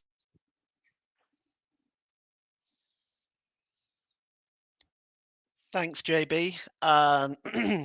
Right, so cheers for that. Sorry, mate. I was just I had to just jump between screens there for a second. But the substitution, incidentally, is Ben Johnson that's made way, and he's been replaced by the number 26, Arthur Masuaku. I thought Ben Johnson was having a pretty decent first half, actually. I'm not too sure what that is, whether that's an injury, maybe. Could be. He was playing very, very well in the first half, so I just wonder if he's maybe tweaked something. And with West Ham leading 3-0, that David Moyes has maybe just decided to change it up a little bit, just to rest him. And of course, they've got some big games coming up as well. They've got FA Cup next week, as JB was mentioning, against Leeds, and maybe they've got one eye on that one now regarding the potential, of getting through to another round of the FA Cup there. Not too sure who Crystal Palace have got, though. I'm trying to remember who their next FA Cup fixtures against now. I'll have to have a look in a second when I get a bit more of a second to settle in there. But just a throw in here for West Ham now. And let's have a look here regarding West Ham. That was Mikel Antonio's 9th goal that he scored, by the way. As for Lanzini, he's now got 5. So he's moved his way up to, I think, joint 3rd in the goal scoring charts there for West Ham, overtaking Rice and Fornals and being level with Jarrod Bowen now. So a little bit of a personal achievement there for the West Ham man, and on a hat-trick now as well, remember. I wonder whether he will be selfish and go for that. I think he probably will, especially if another penalty is given. No doubt he'll be like, "No, I'm having this." Here's the substitute Masuaku now, though, and he's going to play that one across to Benrahma there. Benrahma's had to go back to Diop and then across to goalkeeper Lucas Fabianski there. Lucas Fabianski just gets that one, just looking for Antonio. Well, one in the air by Anderson now, and now Odsonne Edouard. Odsonne Edouard to Will Hughes, and Will Hughes into Milivojevic, who was at fault for the 3rd goal, giving away the penalty there for handball on the stroke of half time, and giving his Crystal Palace side all of the work to do now. Here's the number 6, which is Guayi, and now Anderson there. Anderson to Edouard, and it's come off of Declan Rice and through to Lucas Fabianski there. But what do Crystal Palace do now for you, Paul? Of course, they've got options on the bench if they want to use them, but how do they get back into this game? Well, it's going to be very hard. 3-0 down. If that penalty would have been saved or missed, that would have given them a little bit more motivation and momentum going into the second half. But at 3-0 down against this West Ham team that's playing this well, it's going to be very, very hard to get back into the game right now. It's possible. They've got creative players. It could be done, but this is going to be an It's a uphill. good opportunity there for Crystal Palace to just nick the ball out. It was Jordan Ivan, good defending in the end from I think that's Mezuaki. Was that? No, it was actually Diop that time around. And Crystal Palace, they're still battling in midfield at the moment. Here's Jordan Ayew for them, and he's given it away to. In fact, he keeps the possession of Milivojevic. In fact, and now Austin Edouard. Austin Edouard to Tyrick Mitchell. Tyrick Mitchell's going to have a shot there and over the top. So it's a deflection though, so it's gone behind for a corner. And I think Patrick Vieira's going to be quite pleased with how they've started this first few minutes of the second half anyway. Although obviously the scoreline's what matters. They do need to get the next goal, and we'll see what they can do from this corner now. Yeah, they've got too much pride in that team to just roll over and give up. They'll fight. Let's see what happens from this corner now against a decent West Ham defence as well. Milivojevic going to try and make up for the handball earlier. Whips this one in. It's well defended there from Diop, and only as far as Anderson, who was up from the back, and it's just seen behind for a corner on the other side now, on the right-hand side that time. Mezuaki getting a good head on that one. There's going to be an opportunity for Will Hughes to try and aim this one onto the head of either Anderson or Guayi or Benteke, and it's well defended there from Michail Antonio. It is near post, and Will Hughes gets it back, and now it's Jordan Ayew. Jordan Ayew does well there, just knocks it back to, I think that's Ward there, is that? And now Mitchell. And back to Ward again, and now back to the keeper, Guaita, and going to take a couple of touches there, and just take a second there. Play it short to the defender, Guayi, and then out to Milivojevic, and now back with Guayi again now. And going to play this one forward, is he now, with Anderson, and out wide to Ward, and then just playing it around at the back here, Crystal Palace at the moment. And if you're Patrick Vieira now, if you're in Patrick Vieira's shoes, how long until you look at bringing on the likes of Elise and Eze potentially? I wouldn't leave it past past the 60th minute. I wouldn't leave it past then if you're going to make those changes. Half an hour left in the game. It's a good time to make those changes if he needs to do that. And do you think they'll, be the first couple of changes that are made? Of course, Mateta's another option that scored a couple in recent games who they could potentially go to as well. Yeah, I mean, this is the thing they've got at the moment. They play a 4-3-3. So they may wish to add another midfielder and maybe go to maybe a 3-5-3 if they want to do that. But in my opinion, if he's going to bring on an effort there, just Will Hughes plays that one to us, and Edouard just smashes it over the top of the bar. But in regards to any potential changes, what would you see Patrick Vieira doing and potentially maybe changing this game? How would he do it? Yeah, I think if he's gonna look to bring on a forward, he's gonna want to, I think, maintain his midfield. So maybe a change of system might help in this matter. I think, to be honest with you, though, looking at this, he may make some changes. He's got some guys on the bench there that can provide some damage, but I don't know at this stage. It's not looking great for Crystal Palace right now at 3-0. I think if you're going to bring on a forward now, you do risk chasing the game, okay, but then you do miss conceding goals on the break as well. Just having a look here at potentially West Ham subs as well. If they were to, get some players on, maybe some players that might need minutes. If they're 3-0 up and it comes to 75 minutes, do you think we might see some of the younger players that they've got on the bench maybe given a little bit of a run out? Yeah, I think it's a good idea. I think it's probably a good idea at this point. As you sort of get to 75, 80 minutes, the score is still 3-0. You might want to bring on a couple of the youngsters and maybe just give them some minutes and see how they get on. West Ham right now, although Crystal Palace have started well, West Ham are very comfortable. And it's over the top there from, that was Ben Rama there, just got a toe on that one, and just couldn't direct that one on target, and it just troubled the crowd more than people in the crowd more than it did the Crystal Palace keeper there. But it's good play, Kufal, and then whips it in. Bowen misses his touch, and Ben Rama just kind of scuffs at that one a little bit. Yeah, he just got his foot underneath that, didn't he? Yeah, 100%. It looked like it's a good position for him as well. I think if he let that one drop a little bit, he might have certainly tested Guaita. And the way that West Ham's chances have been falling for them so far, that would have probably ended up as a goal as well. Good ball forward to Benteke though. Here's Declan Rice now. Declan Rice to Lanzini there, looking to try and get one of the other men forward. I think it was one of the men up from the back there. Might have been Lanzini? Was it maybe? It's David Moyes just getting some instructions out there. He's won 6 of his last 10 meetings against Crystal Palace as well. So the West Ham manager certainly knows how to win in this fixture.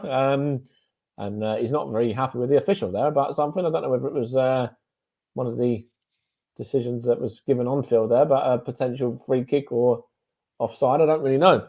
But he wasn't happy anyway. Yeah, he's really remonstrating with the fourth official there, isn't he? I mean, wasn't sure what that was about, really. Here's the Crystal Palace defender of Ward, though, from Anderson. Anderson back to Guayi now.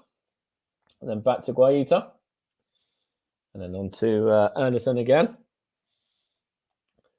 Tries to play a long ball, picking out a good pass, actually, over the top for Jordan Ayew as well, into it's Odsonne Edouard, and Odsonne Edouard just stretches there and couldn't direct that one on target. Kind of stretched and then got to the ball before any of the West Ham defenders. But that was good play from Crystal Palace, trying to turn defence into attack quickly and getting the ball to Jordan Ayew there. Good ball through from the defender Anderson to set him away. Yeah, Edouard was a bit unlucky there as he was stretching his leg out. It was just a little bit far away from him. The ball itself wasn't a bad ball, and he was just chasing for as fast as he could, but he just couldn't make it there. He was a little bit unlucky. If he'd have made a good connection on that, we'd have been looking at 3-1. And here's Will Hughes now. Crystal Palace are battling pretty hard actually in this second half, and got a bit of possession here now as well. Jordan Ayew again. Jordan Ayew, was he caught there as well? Referee says no, he wasn't, although I think he's back to his feet now anyway, straight away, so he didn't really have any complaints there, the Crystal Palace man. Now it's out to Bowen, and then Masuaku, the half-time substitute, and Michail Antonio now being harried there by Anderson, and he was fouled there as well, and I think the referee down in England's got that one spot on there. A chance here for West Ham now to get it moving forward. It's gone back actually, though, and all the way back with Lucas Fabianski now. Fabianski there, just good ball across to Kufal. Kufal whips it in, and it's looking for Antonio, and straight through to Guaita, who does very well there. And good bit of play from the West Ham defender there to just get that one away for a throw. That was Diop, was it? Or potentially Masuaku, maybe. I think it might be Masuaku, in fact, that time. And Crystal Palace still trailing this one by 3-0. Just over half an hour to go. And David Moyes and his side are so far moving back up to 5th place and just being 1 point behind Arsenal. And Crystal Palace are going to miss out on that opportunity to close the gap on the top 8 or move into the top 8, which they would have done with a win, in fact. And Jordan Ayew is going to whip this one in now, and it's defended well by the defender Diop, and now it's with Masuaku against Ayew, and Jordan Ayew is just pressing him well there as well, and nicks the ball off of him, and then wins a free kick as well. That's good play from Jordan Ayew. I quite like that from an attacking option. Yeah, he's a hard-working forward, is Jordan Ayew. He's not a huge goal scorer, but he's hard-working, and he can create things as well, I have to say. He's a very smart player. It's a dangerous position here now for Crystal Palace. I think Will Hughes and Milivojevic are over this set piece, which is set up as it's pretty much would be for a corner. And Milivojevic is going to take it. It's got all the big men up from the back, the forwards and the defenders as well. Whips in now. In fact, it's chipped in towards Guayi and headed clear, but only as far as the Palace man. And now Jeffrey Schlupp, and it's well defended there and hooked clear from Issa Diop. Jeffrey Schlupp was in there and ball didn't quite fall for him then. Tyrick Mitchell for Crystal Palace now. The left back going to take this throw in. Of course, you're listening to the Commentary Hub and JDAT Football, Storm FM, JB Sports, and Commentary Hub on Twitter and on the Twitch channel as well for your New Year's Day football sort of coverage, I suppose. And it's whipped in up into the air by West Ham, though. And one of the fans just gets his touch on the ball there. So that's probably made his afternoon. Yeah, I don't know. I've been hit by one of the balls going into the crowd before when I've been at a football match, and when you don't see it coming.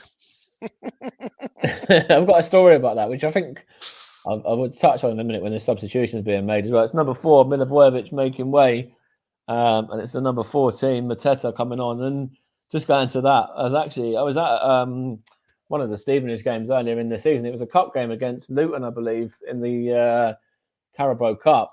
And I went off, this was before the game, they were warming up, and I went off to get myself a hot drink, and the ball ended up smashing the seat. And then I come back, and then like the people that I were with were like, if you were 5 seconds earlier, you would have just been smashed by the ball. Oh, yeah, it's it when you don't see it coming, it hurts. I have to admit. Never been on the end of it, luckily. Crystal Palace are on the end of something today at the moment. A bit of a drubbing, really. Here's Jared Bowen now, though, looking to turn this one forward, and it's good defending there from Anderson. Now Ward, and it's going to go out of play there off of Masuaku. Jordan Ayew battling well again. That was Mateta, as I said, just come on for Milivojevic there. Milivojevic, as we said earlier, had a big part in this game, but just in sort of the wrong way. I think he would have wanted maybe to be creating something, or maybe growing himself a goal rather than being the one that gives away a penalty today. But whips in by Mitchell for Benteke, and in fact it was actually Mateta, the substitute that time, who wins his header, and it goes straight through to goalkeeper Lucas Fabianski, though. Yeah, that's so they've brought on Mateta to add that extra dimension into the attack. I think he's done it at exactly the right time if he's going to do it, just around about the 60-minute mark. I'm just trying to think though, because obviously they've got a 3-goal deficit to try and overcome, and they've still got the 3 subs, so the 2 subs they can make as well. That was one of the ones we said about, so it probably won't be long until Elise and Eze maybe looks at as well, as the ball's whipped in towards Benteke and over the top of him towards Mateta, and now West Ham can break with Declan Rice out to, that's Mikel Antonio is out there now, find himself out on the wing. Now Lanzini looking for that hat-trick. Here's Benrahma, it's got Kufal on the overlap, uses him as well. Kufal gets that cross in, and it's only into the gloves of Guaita, though, and Crystal Palace just able to throw it out to their right back now, which is, in fact, it's Jordan Ayew back there that time. And now St. Edward loses out in midfield.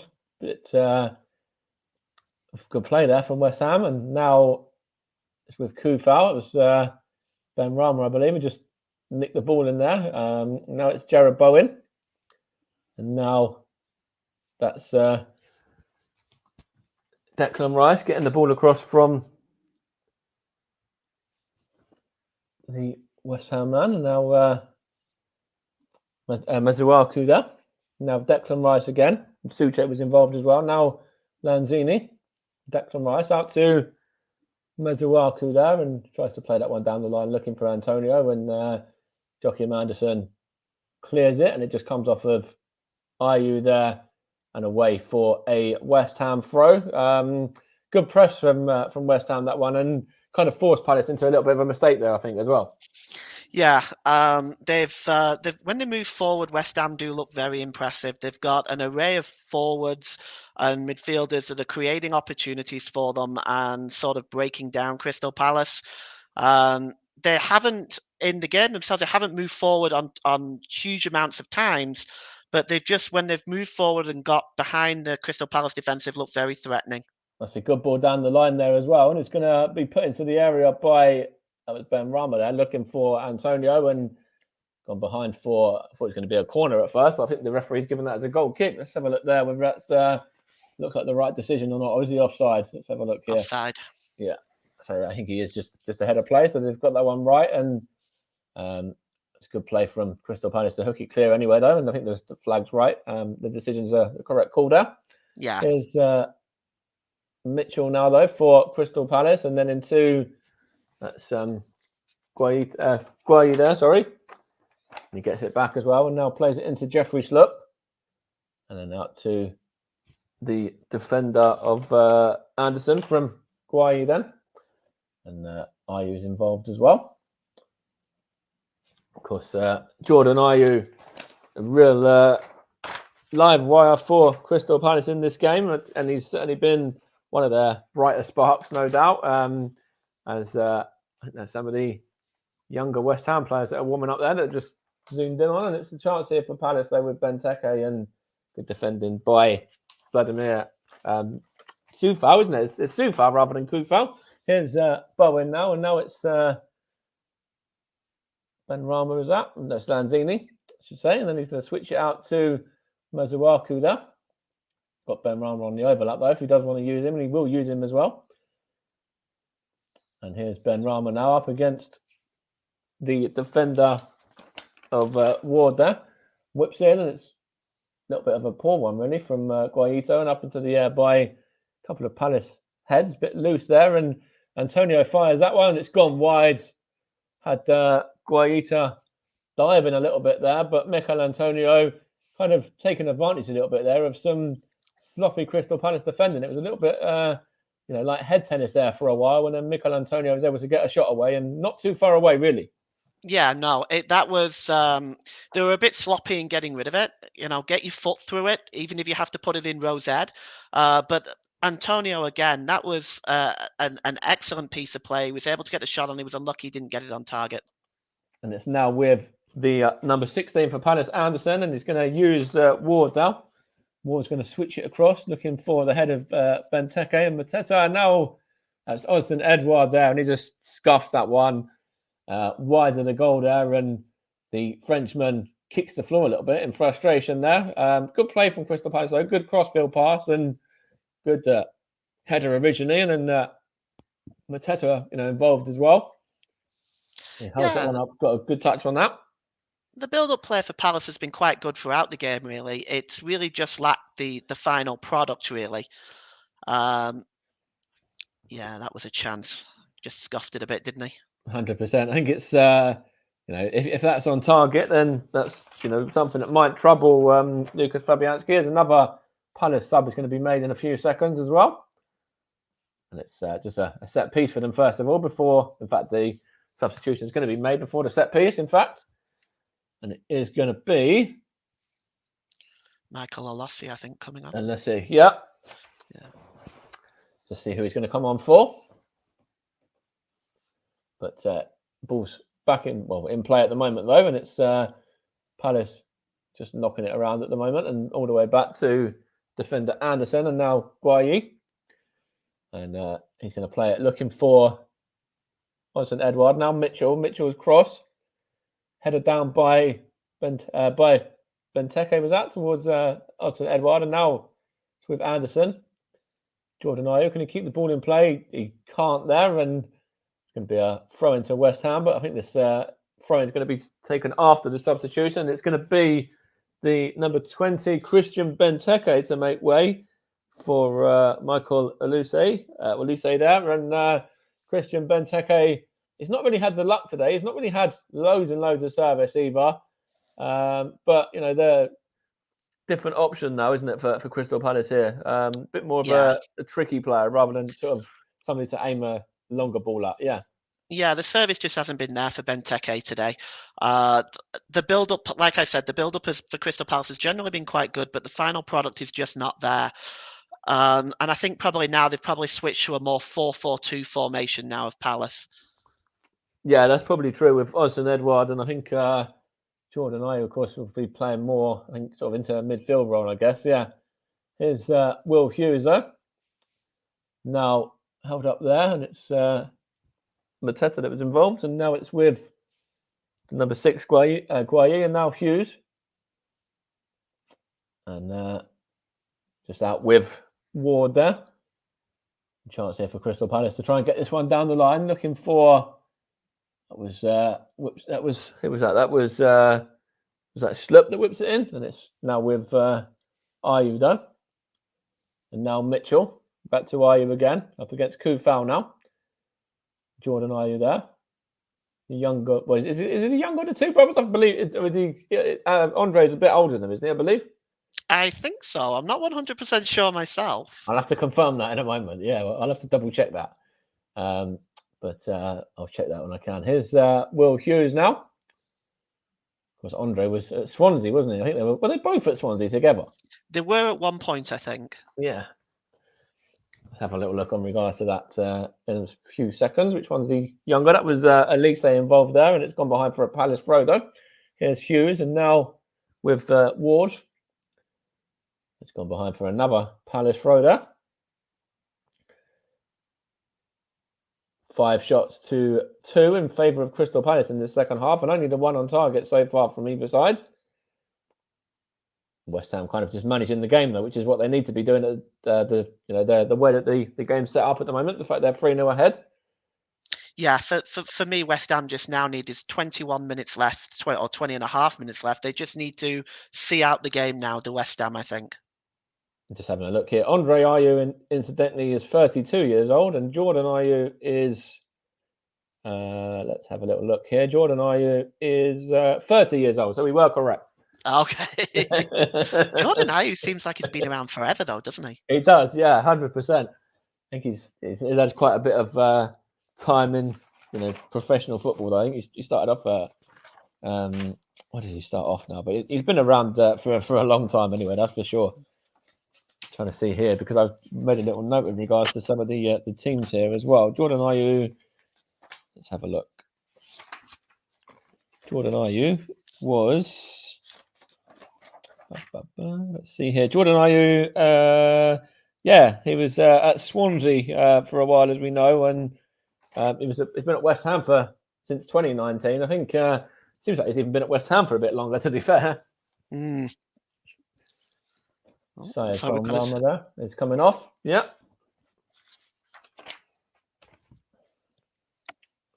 And he's been replaced by Nikola Vlasic.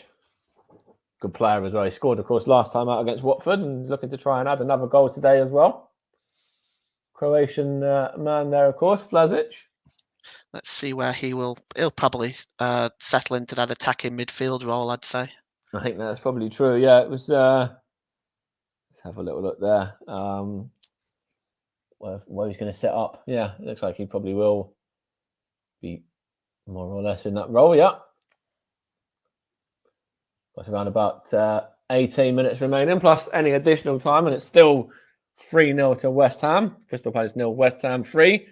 Brace from Mikel Antonio, and sorry, not brace from Mikel Antonio. The first from Mikel Antonio, sorry, I should say, and then. A brace from Manuel Lanzini to correct myself there. The goal scorers. That's the tiredness setting in now, which is considering New Year's Eve and all of that. But no, it's been a decent game anyway, and West Ham have played very well. Here's Jordan Ayew now, and here's Lanzini now. Declan Rice. That's 2 Was that Vlasic there? And now out to Kufau and then on to Jared Bowen now. And now Lanzini. Sufal there now. Wins in fact, it doesn't win the throw. It's gone in favour of Crystal Palace that time. And it's thrown into Jeffrey Schlupp. Of course, plenty of great action across the board in the Premier League this weekend. Of course, Brentford and Aston Villa being one of them. And then the massive game between Chelsea and Liverpool. And both of those two sides are, going to be looking to get some much needed 3 points now. On the back of course, Man City winning earlier this afternoon as well. Yeah, boy, that's going to be a huge game, and neither side can afford a draw. It'll suit City, of course, a draw, but neither side can afford a draw. And I think whoever loses that game is pretty much out of the title race, in my opinion. And Man City is 11 points clear now as well, at the top of the table at the moment. Here's Jeffrey Schlupp though, and now it's with Anderson now towards Mitchell, in towards Jordan Ayew. Now Will Hughes gives that one to Odsonne Edouard, and now Ayew again. Now Hughes, now Mitchell whips that one in. It's header from Mateta, and it's gone behind for a goal kick there. Again, Crystal Palace creating, decent opportunities and getting into good positions in the final third, but then when it gets to the final ball or the delivery, it's kind of a little bit off point. And doesn't really find their man, or it's still fairly difficult for their man to get on the end of and trouble Fabianski in the West Ham goal. It is the final product for Crystal Palace. It has been all the way through the game. They haven't played badly. I don't think they've played particularly badly, but it has been the final product. And West Ham, give credit to their defence. They've made it very difficult for Crystal Palace today. They've had their chances, the two that hit the woodwork, of course. That's right. There's going to be another substitution in a minute for Crystal Palace. But in regard to some information as well, it's in stats information, Crystal Palace have been pretty much on top, to be fair. They've had 17 shots to West Ham's 10 and 60% possession to West Ham's 40 as well. So, West Ham have had 5 on target to Crystal Palace's 4. West Ham have had 1 corner to Palace's 8 as well. So it has been an interesting game. And it's, one of those one-sided games on the scoreline that certainly shouldn't be as one-sided as it is in regards to the chances, because Palace have had their chances and more chances at that as well. Yeah, they have. They've had a lot of possession. They've had a lot of the ball. And like I said, I think they've played quite well today. I think 3-0. I don't think 3-0 flatters West Ham, but I think they deserve their lead. But a chance for is that Lanzini? No, it wasn't. It was the Vlasic there, the substitute. Sorry, it's nothing come of that in the end. But a little bit fortunate maybe West Ham unfortunate maybe not to get the ball there to maybe Michail Antonio or one of the other strikers coming through. Yeah. And just going back to that, I don't think the lead flatters West Ham, but I don't think Crystal Palace, they might feel a little bit that they don't deserve to be losing 3-0, but they've made the errors in defence and they've been punished for it. We just had a substitution a second ago as well. It was Riedewald to come on, but I'm just trying to see who it was that come off. It was Will Hughes, in fact, who just made way for the Eagles just a moment ago. We had one before for West Ham as well. I'm trying to see who that was, but it's a chance here for Palace now, and hooked clear by Diop in the end.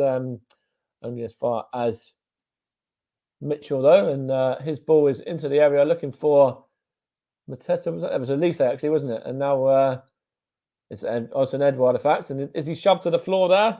He wants something, but the referee is going to say no to that, and it was a little bit of a nothing challenge, really. I think Odsonne Edouard was looking for that. When you're 3-0 down, you kind of have to, though, really. Yeah, he went down very easily there. There might have been some contact, but he went down very easily. And it's a chance here for Jordan Ayew now. Just Will Hughes obviously come off for Riedewald just a moment ago, as I was saying. Now look at that West Ham sub in a second as well. I think it was who was that to come off for them? I'll confirm that shortly. There was a sub for them a minute ago too. It's now out looking for Antonio there. It was the Vlasic sub. It was Ben Rama that come off. So that was my notes there. And it's still one sub left if they do want to use Elise or Oko Flex maybe. Not too sure which one of those will get on, if either of them. There's a chance here for Palace. So is that a foul there up against Masuaku? Masuaku just fouled Elise there. It looks like he's going to get a yellow card as well. There's not actually been that many yellows in this game. I think that's the second, I believe. Yeah, I believe so. Yeah. Incidentally, that's an interesting stat. Masuaku come on for Ben Johnson. Ben Johnson was on a yellow, so maybe that had a part to play in it. And now he's got himself booked as well. The replacement who come on for him. Yeah, that's a booking in my mind as well. He doesn't make any attempt to win the ball. He kind of pulls him over. Yeah, maybe West Ham might have to be a bit careful now. Masuaku in particular. There's a corner. Sorry, it's free kick here, whipped in. It's headed out by Diop, I think. Only as far as is that Riedewald back there or Elise? It's whipped in, looking for Austin Edouard. One in the air though by Bowen back there. Soufal. Bowen just couldn't control that one though. It's gone behind for a throw in now, and it is with the number 6 of Guayi. Here's Riedewald. You can spot him up from a mile off with that hair. Here's Austin Edouard now. And now Mitchell. And now it's a shot at goal from Jordan Ayew, and it takes a deflection and goes behind for a corner. Jordan Ayew there. I think if that doesn't take a deflection, is going to trouble Lucas Fabianski and might end up in the net. Yeah, those are the margins, aren't they, that you hear about. It could have gone anywhere, that shot. When a deflection like that can just literally go anywhere. And when it's your day, sometimes it'll bounce in the net, but not this time.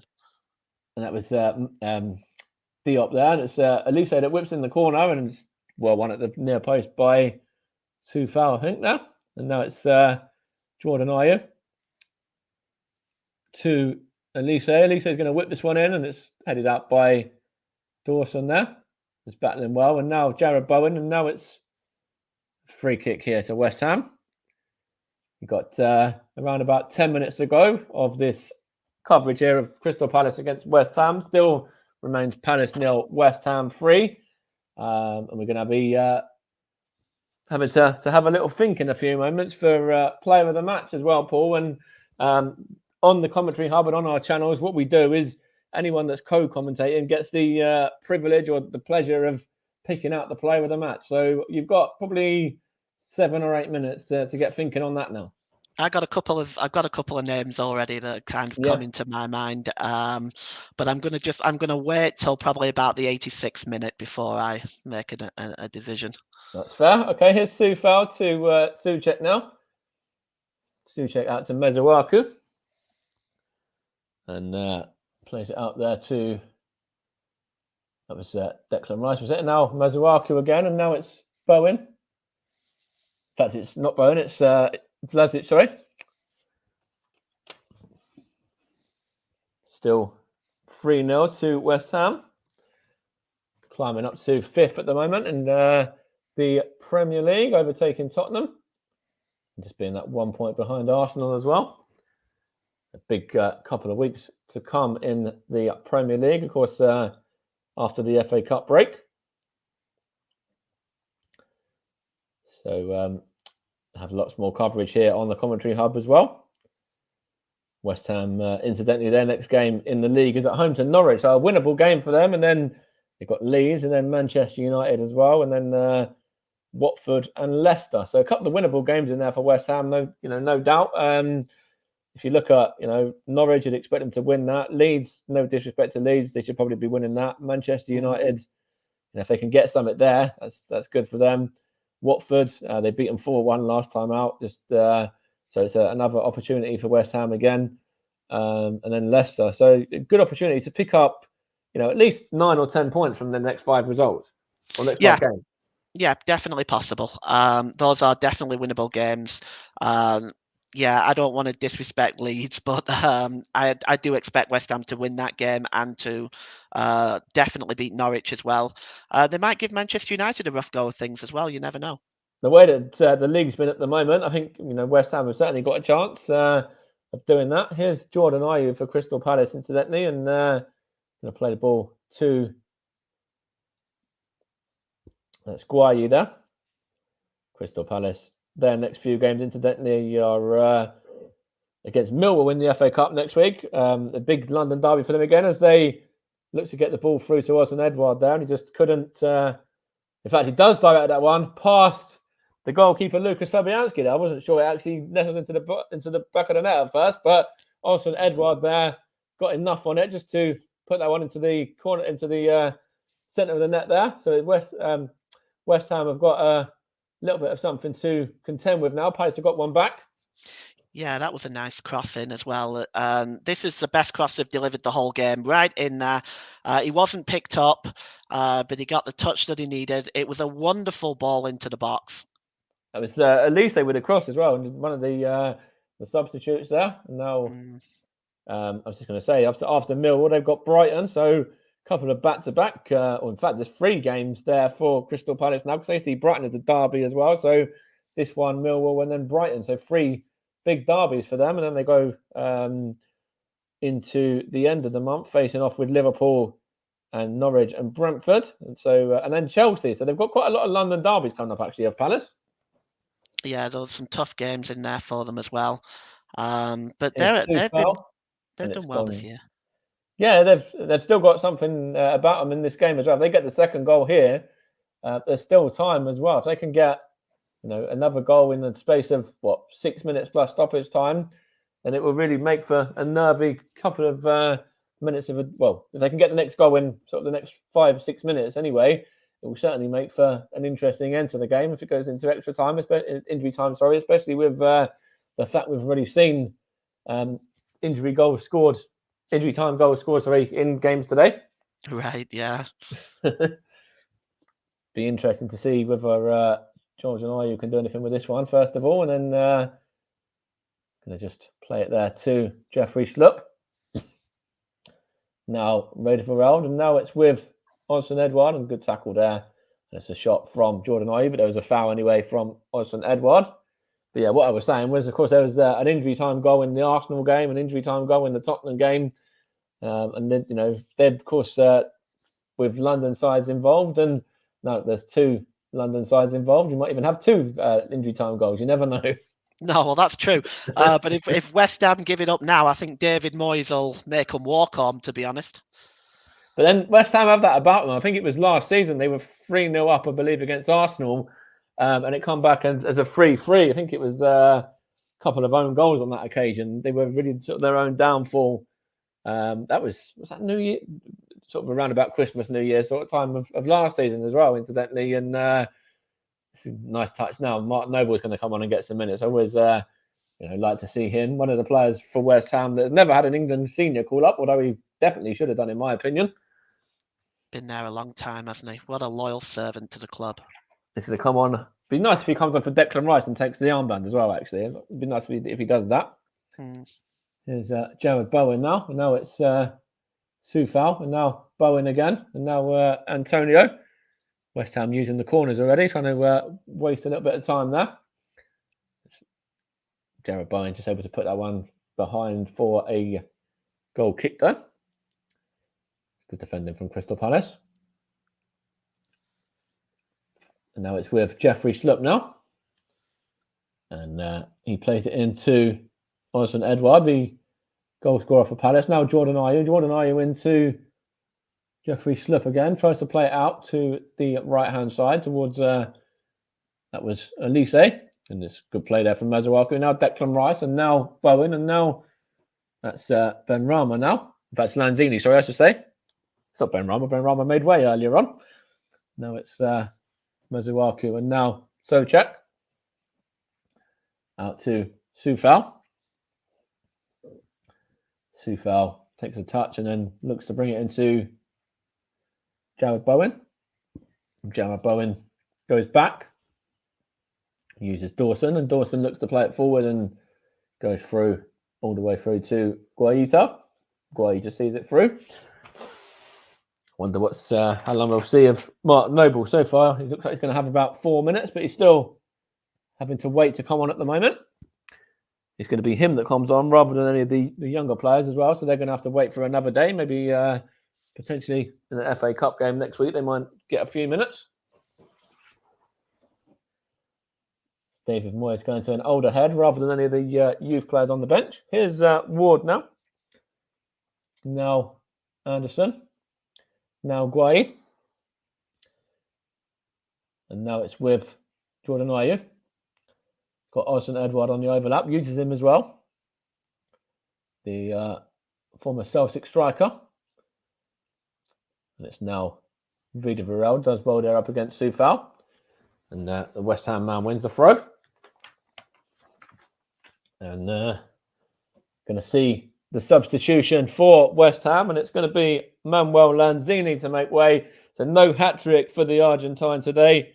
But he's going to be replaced by Mark Noble. And we've got, 88 minutes on the clock. Manuel Lanzini, probably one of your contenders for man of the match or player of the match. So let's come over to you now, considering we've only got a few minutes remaining. Well, it was between Benrahma and Lanzini, to be honest. I thought Benrahma played very well in the first half, but I do have to give it to Lanzini. He's been exceptional the whole game. His first goal was really spectacular, actually. And I should think Crystal Palace will be happy to see the back of him today. I think that's right. And having to not come up against him this season as well now, I'm sure they'll be pleased. But then they've got loads of other talented players to come up against, of course, in the remainder of this season. Here's a free kick for Crystal Palace zone. Just that's a foul there, just outside the area on Jordan Ayew. And it was was that Masuaku? It was Diop, actually, the centre-back. Jordan Ayew still down at the moment as well, which is a bit of a worry for Crystal Palace, considering they've made all of their subs as well. But he looks like he's going to just roll over and be fine there. He looks like he's going to be able to get to his feet and continue for the remainder of this game. Although he's still taking a second to get up, though. He's been helped out by one of his teammates, though. He's hobbling onto his feet a little bit there. Yeah, it didn't look particularly pleasant, that I have to admit. Does look like he's still in quite a bit of pain. In fact, he's trying to... Yeah, I'm not too sure, but that looks like a very nasty one, actually. I think he could end up being out for a while there. He can barely stand up there as well. Yeah. I think Crystal Palace have one more substitution, do they? Or... I think they've used them all. Let's have a look from this set piece, first of all. And it's whipped in. It's gone into the back of the net. And it's 3-2 now. Do we get that last-minute change to this game? Or, in fact, I was going to see, was that offside there? It's gone into the back of the net from this set piece. I want to see who it was. It was whipped in. Did it get a touch? I think it was Elise that took the original effort from the corner. I don't think it did get a touch. It was. It went straight in, past everyone. Yeah, it did. And it's one of them free kicks, isn't it, that's extremely difficult for a goalkeeper to deal with when they're like that. That was a wonderful free kick. Swung in with pace and accuracy. There was no way the goalkeeper was getting near that. That's a great finish from Michael Elise, the Frenchman. Second Premier League goal of the season with Crystal Palace there. And as I was saying, do we get some more injury time drama? We've got 4 minutes of injury time. And, wow, if Crystal Palace can pull this one out of the bag from 3-0 down at half-time, that's going to be a massive comeback, isn't it? That'd be huge. Oh, that'll be massive. And as I said earlier, I think David Moyes will have his West Ham team walking home. But this, they've really, that free kick was exceptional. And they've got time. Who knows? Especially the way that today has gone. Here's Vida Varel now trying to whip this one in. It's given away to Masuaku, though.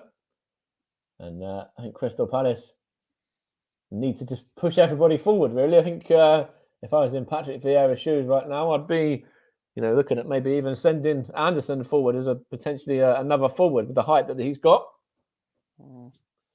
But it's him that plays the ball out to Jordan Ayew, though. Can he keep the ball in? I think that's gone out of play and going to be a West Ham throw. So Jordan Ayew is still hobbling there a little bit. Patrick Vieira is actually on the pitch there as well. He's getting so animated. He forgot what he was, he forgot that he wasn't playing for a minute. Yeah, he's running a risk there going onto the pitch as well.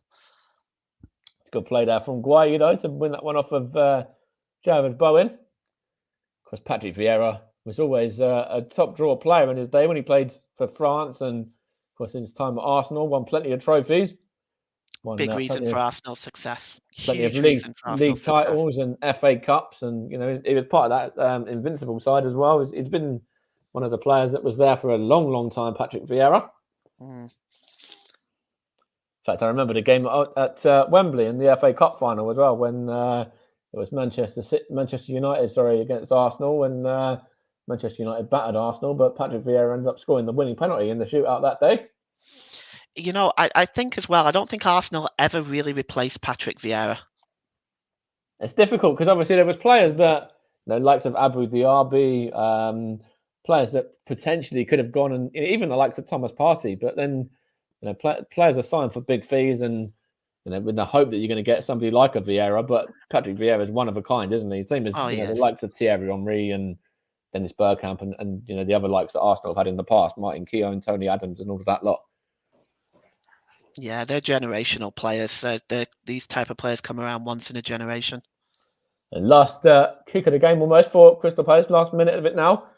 It's towards Odsonne Edouard, hook cleared by Dawson, and last chance here for Palace maybe from this throw. It's now with Jeffrey Schlupp, looking for Mateta, looked for Edouard. Now it's with Elise. No, Jeffrey Schlupp. I thought Elise has actually been very good since he's come off of Palace as well. He's been a big part in them getting something back from this game. And wow, that was a effort there from Mateta. Great ball in, and it's a kind of scissor kick effort really from Mateta. And yes, that was so close. Jeffrey so close. And Mateta, he tries to go for the spectacular sort of scissor kick, bicycle kick kind of thing. And that's that's probably the last chance for Palace, but even just to give West Ham a little bit of a scare there, the way that this game was going in the first half was, credit to them for the way they've come back. And I thought Elisa, as I said, has been great for him since coming on. I think both the substitutes have, and that was just a great piece of improvisation. It was unlucky he didn't score that. And that is full time as well now. Crystal Palace, not enough for them in the end. West Ham hold on 3-0 at half time. And then great comeback almost from Crystal Palace. Manuel Lanzini, the player of the match, and I think that's a good shout as well. 2 goals from him, one from the penalty spot, one that hit the underside of the bar and bounced in. Michail Antonio on the score sheet as well. And then, of course, Crystal Palace fought back. They fought back well and fought back hard. Odsonne Edouard got himself a goal, as did the substitute of Elise as well. But Crystal Palace, hit the bar, hit the post in the first half, and just weren't able to do enough to get anything in this one. As Patrick Vieira has just seen a yellow card for complaints to Darren England after the final whistle there as well. He's gone over to him and remonstrating ferociously there. And the the Crystal Palace manager has just seen himself booked. So a little bit of unhappiness there from him, and he kind of crossed the line a little bit there. Yeah, he needs to calm down. He's just got back from COVID, so he's been out of the bench during that time too. He needs to calm down and walk away from that. The game's over. Nothing can change now. I think that's what he's done eventually, though. Although, excuse me, he's just got that to add to, to take away from the game. Though, sorry, he's got himself a book in there. But we'll hand over to JB. West Ham 3-0 up at half time. And Crystal Palace got themselves a couple of goals back. Couldn't quite do enough. Good victory for West Ham in the end. They're up back to 5th now, 1 point off of 4th. And Crystal Palace there looking a bit unhappy. Vieira looking unhappy. And take the win. And David Moyes, well, he's not unhappy. He's certainly very, very happy with how this game turned out. And we got a snippet of Kelly Dalglish there at the end. But stay with us, lads, because we're going to dissect what's been a remarkable day's football in the Premier League. Arsenal 1, Manchester City 2, Tottenham winning at Watford 1-0. And, of course, that terrific game that you've just heard there. 9 goals in all from 3 games today. We'll talk to Mike in depth about the Arsenal game in a few moments. But let's get your opinions, Paul and Mike, on what you've just witnessed here at Selhurst. And today's really been a tale of 2 VAR decisions. We'll touch on VAR at Arsenal in a minute. But today we saw VAR used correctly at in our match tonight. The penalty, the 3rd goal. I'm I'm going to make it a full house in agreement with you guys. It was a penalty. I thought Vieira was out of line. He's just picked up a yellow card, as you've just said. But are we still in agreement that was the right decision on the penalty? Yeah, for sure. There was no doubt about it. And he'll look at it later, Patrick Vieira, and he'll see it himself. I think the reason why it took so long, I mean, there may be some debate as to why it took so long to reach the conclusion, but I think that was made based on whether or not he was inside the penalty area when he made the handball. Yeah, Mike, your views? Yeah, 100%. Handball, penalty. I think the referee got it bang on, to be honest. I don't know why he needed VAR in the first place, because the hand was in an unnatural position for me. So yeah, I think he could have done that, as an on-field decision. But yeah, they've got it right for me. And in the end, to be honest, I think that's what's cost Crystal Palace. When you look at it, if they go in 2-0 down at half-time, then maybe they come back and draw that 2-2 on the way that they played the second half. Yeah, well, let's just before we leave the game, before we move on to the Arsenal debacle, or the VAR debacle at Arsenal, let's just focus on that second half. I mean, it was a terrific stirring comeback. I know it was too little, too late in the end for Palace, but they made a really good game of it in the second half. And on another night, if that chance at the end goes in, they steal a point. And as you were pointing out in commentary, Mike, there was that game at Arsenal last year when West Ham were, as you say, were 3-0 up and lost it in the last seconds. Well, lost the lead and drew it in the last seconds. And you nearly jinxed West Ham again this year, because Palace on another day would have snatched a point, and no one would have argued if they snatched a point at the end there.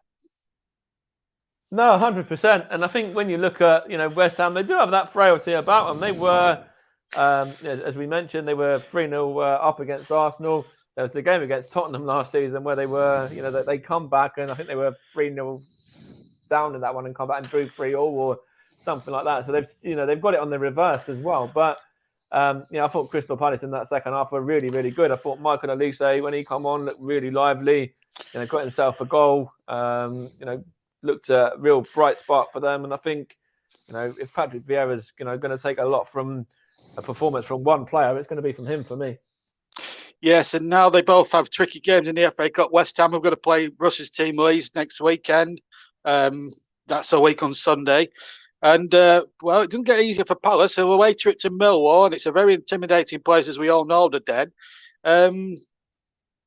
How do you think Palace, Paul, will relish going to Millwall? Will they relish it, or will they go in there with fearsome? Because Millwall's fearing, because Millwall on their day can upset any big team, as they've done so many times in the past against the likes of Everton. Yeah, see, here's the thing with the FA Cup. It's a trophy that Palace should really try to go all out and win. They're not in relegation trouble. They've got they're playing very good football. It's not like they have to kind of make that choice between trying to do well in the cup and trying to stay in the league. I think that they should go all out to try to win that game, and I think they should go out and try to have a good run in the cup, because really that's what fans want. They want to win trophies. Absolutely. Right, well, that's that wrapped up. Now, Mike, we're going to touch on this game at the Emirates, and I can tell from what you've said on Facebook and places like that and social media that you've not been very happy with the referee. In fact, I'll go as far as to read one of your things out saying, are Manchester City trying to buy referees? I actually think you've got a point. I dipped into an hour to the game in the second half to watch, because I wanted to bring this up, because I wanted to watch some of the action. I've watched highlights of it on YouTube. And I think, I don't know how you feel, the Arsenal penalty that wasn't given through VAR. Now, does that, to me, and I'm just being unbiased here, to me, that looks like a penalty. Ederson definitely fouls the Arsenal player. What's your view on it?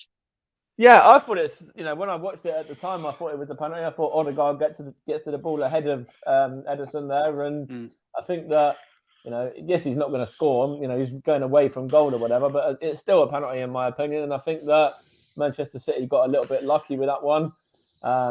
Even going to the point where, we'll touch on in a minute, they get their own penalty, and that's looked at on the big screen. Why is Odegaard not at least looked at on the big screen? That's a very grey area. And I think, Stuart Atwell, who was the referee on this occasion, he's no stranger to controversy. 12 years ago, he gave Watford, I think, a goal, didn't he, or something or other, in the Championship. So he's no stranger to controversy. And I do think that Manchester City are ruining the league. That's my opinion of it. I was speaking to someone at a New Year's party last night, and he's lost the love of the game because Manchester City are buying the league and buying key decisions of referees. And I'm afraid his point has been proved today, because when we touch on the second penalty, which you said that went to the screen, and Jared Gillette, who's the Australian, he's usually pretty sound on VAR, but for some reason today he was way off it, and I didn't think.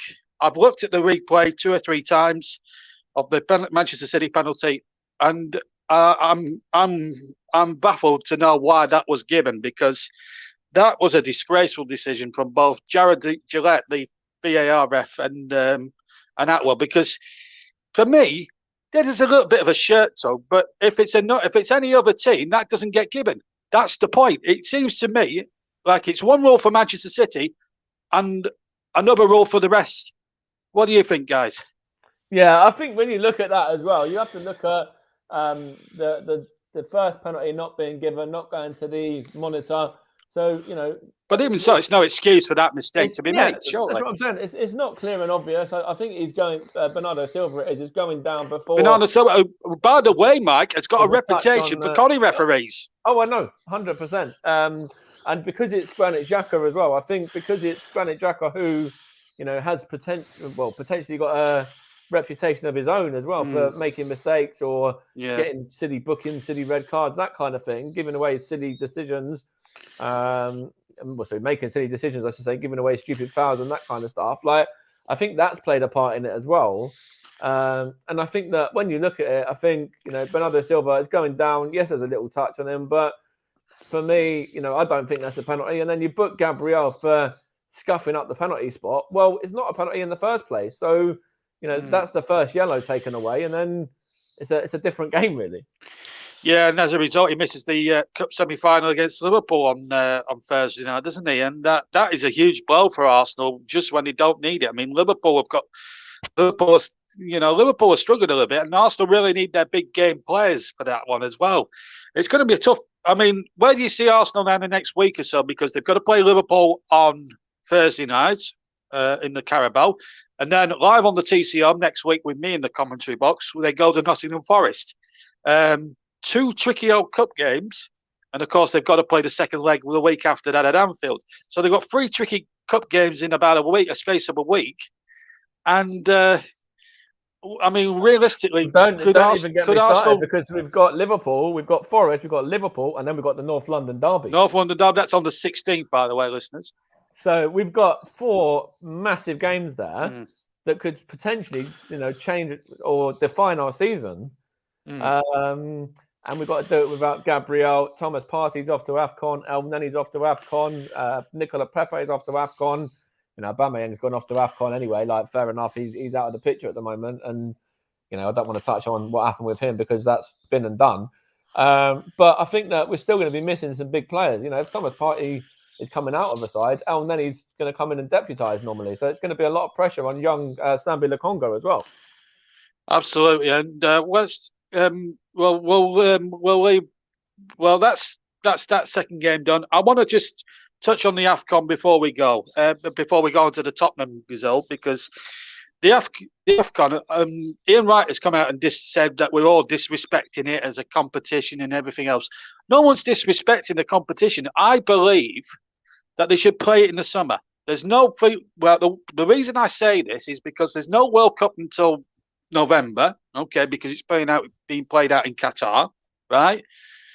Burnley are going to lose Maxwell Cornet, as Paul mentioned in commentary. You just mentioned the absentees for Arsenal. Is this not benefiting other teams in the Premier League? Can't the people that organise this ridiculous competition not put it back until at least June, but then all teams get an equal chance, because Burnley's Maxwell Cornet is going to be missing for at least 3 weeks. And we've got some very important fixtures coming up. He plays against Leeds tomorrow, and that's it. He misses the cup game and I think 3 league games or something. And then Arsenal are suffering, as you say. Because obviously Liverpool are going to be losing Sadio Mane. Exactly, and he's going to play into Manchester City's hands yet again. Yeah. And this is the big problem. Can't the people that organise this ridiculous tournament not pull it back to June or July? There's no World Cup there until what? November? There's no reason why they can't. No, but when you just say it, Man City, like, who's going from Man City? Is Riyad Mahrez going? Who's going from Manchester City's squad? There's not. They won't lose many anyway. Yeah, absolutely. Anyway, Paul and Mike finally. Tottenham winning. I mean, Paul, from a Burnley fan's point of view, I think that's a great result. Davinson Sanchez getting the winner. There was a few opportunities in that game. Spurs should have actually, by what I've heard, they missed chance after chance, but finally got a just reward. That's a good result for Burnley because it keeps us at arm's length. It keeps us within reach of them, because if we get a result at least tomorrow, Paul, we go above them on goal difference, because out the bottom four teams, we've got the best goal difference on -9. The rest are in minus double figures, aren't they? So this is a big incentive for Burnley tomorrow. Yeah, they need to win tomorrow. I don't think there's any doubt about that. Now, they do have games in hand, so that's four of them. Yeah, so that's a strength for Burnley right now, and this may work in their favour. You're right, they're losing Maxwell Cornet is going to be a serious problem. Oh, massive blow. Because Chris Wood is not playing well right now. No, he looked. Yeah, he's been. I don't know how you see it, Paul, but he's been.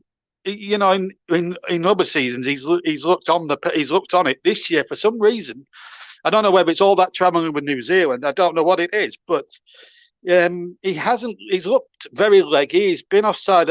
He's probably been offside about 100 times already this season. I'm not trying to exaggerate the truth, but it looks as if he's been offside 100 times. Barnes is out injured, but he hasn't hit a Barnes with a banjo for a couple of seasons now. J-Rod, we thought might come into form. Vidra's now gone out of form. Do you think Dyche now, finally, does he have to go into the market? I mean, there's no excuses now. Alan Pace is our chairman. He's backing Dyche with serious money. I mean, he backed him with money to sign 3 players, namely Collins, Roberts, who we've not really seen precious little of because of the good form of Matt Lawton and Maxwell Cornet. Do you think that Pace needs to give Dyche some money and just strengthen a little bit, especially in that final third? Because I think Dyche now needs to prioritise. It's definitely an attack, and everybody's been crying out for another attacker. The only reason Cornet scored all those goals is because Dyche has thrown him up top as an experiment, because he's a left winger by trade, Maxwell, and it's just come off for him. Now, you've got to look at trying to sign a striker of some repute. Go into the Championship. There's plenty of good ones out there. Obviously, Brereton Diaz may not be the one we would have to sign anyway, because he obviously plays for the other lot. But there are some very good Championship strikers out there. Why doesn't Dyche just go into the market and just pay about 15 million and get one of them in? What's the worst that can happen? A pacey striker, preferably. Yeah, this has always been my biggest issue with Sean Dyche. At this point now, we've got an out-of-form Chris Wood, an out-of-form Vydra. Burnley lead the league in offsides, in being caught in offsides. Well, that's not a surprise, is it? No, it's not, and it's probably largely partly due to Chris Wood. But I think, yes, they do need to go into the market and pick up a pacey striker. And I think that they should be looking at that as a priority for this window. And finally, Mike, Tottenham winning today. As an Arsenal fan, it's not really been a good day for you, really, in terms of Arsenal being robbed against Manchester City, and then West Ham winning, and obviously London rivals West Ham and Tottenham winning. How do you see it now from an Arsenal fan's viewpoint? I think from an Arsenal fan's point of, it's going to be very, very difficult to get into the top 4 this season. I thought it was going to be difficult anyway, but the last few weeks we've played some really good football. I think even today we played really, really well, and if we can keep that way that we were playing, get the ball out to Saka, use him, use Martinelli, Odegaard, Smith Rowe, Lacazette. They're players that will be a big part in the next few weeks of this side potentially getting into the sort of top 4 maybe for this season. And just touching on what you were saying about Burnley as well. Burnley's, they come to Arsenal at the end of the month, and that's going to be an interesting game, because if Arsenal can get something against Spurs, And Spurs, they've got a couple of games in hand as well, so they might be above Arsenal at that One of them point. being at Burnley, by the way. That's right, yeah. So Burnley could have a big part in this top 4 race, by the way, yeah. Oh, yeah, without a shadow of a doubt. Well, bye, Paul. Thank you very much. I'm going to let you get into the warmth. You've been out in the cold for about 2 hours now. I think it's about time you warmed up and got home safely. But thank you very much for your contributions today. It's been a pleasure. Well done, Paul. Magnificent debut for you. Well done to you. Thank you very much indeed to Paul and to Mike. Finally, from me, just to let you know, our next confirmed live football we have on the TC Hub is the Premier League game on Monday night from Old Trafford. We're going to have Manchester United, rather, taking on Wolverhampton Wanderers. Should also note the kickoff. It's a 5:30 kickoff, so we'll be on the air about 5:25 on the TC Hub, on all TC Hub platforms as well, including JB Sports, JDAT Football, Storm FM, TC Hub 2, and Twitter and Twitch as well. So please join us if you can for that. And of course, we'll have hopefully we'll have some of the EFL semi-finals as well. Hopefully EFL semi-finals involving Chelsea and Tottenham and Arsenal and Liverpool. And then from Friday onwards, it's all about the FA Cup. Got to be decided on the day in the third and fourth rounds because of the fixture congestion. So we could actually have some late finishes to some of these ties over the next weekend. So plenty of shocks and drama and intrigue and everything else that goes with it. It should be fantastic fun. One game I can confirm that will be live. 2 games, in fact, I can confirm that will be live. Will be the game on Sunday at 5 o'clock, 5:15 kickoff rather. We'll be on the air around about 5:05, and that's the game between Nottingham Forest and Arsenal, Mike's team. Trevor of Trevor Sports fame will be your host. I'll be at the City Ground commentating. Hopefully, we'll have a co-coms as well, and then on the Monday, where the roles will be reversed between me and Trevor because Trevor will be commentating. I'll be in the presenter's chair. We'll be at Old Trafford for one of the ties of the round. That is between Manchester United and Aston Villa. That's a week on Monday, 8 o'clock kickoff. So note the kickoff for that will be on the air around about 7:50, 7:55 for that one as well. So plenty of great cup tie action coming your way in the next week or so across all TCF platforms. But today, thank God we picked this game as our live game today because we've had 5 goals, a bit of VAR excitement, and West Ham keep the heat on Tottenham and Arsenal. Just about, mind you, as they beat a very plucky Crystal Palace side by 3-2. Enjoy the rest of your New Year's Day, guys, and we'll see you on Monday night. From all of us here, take care. Bye-bye.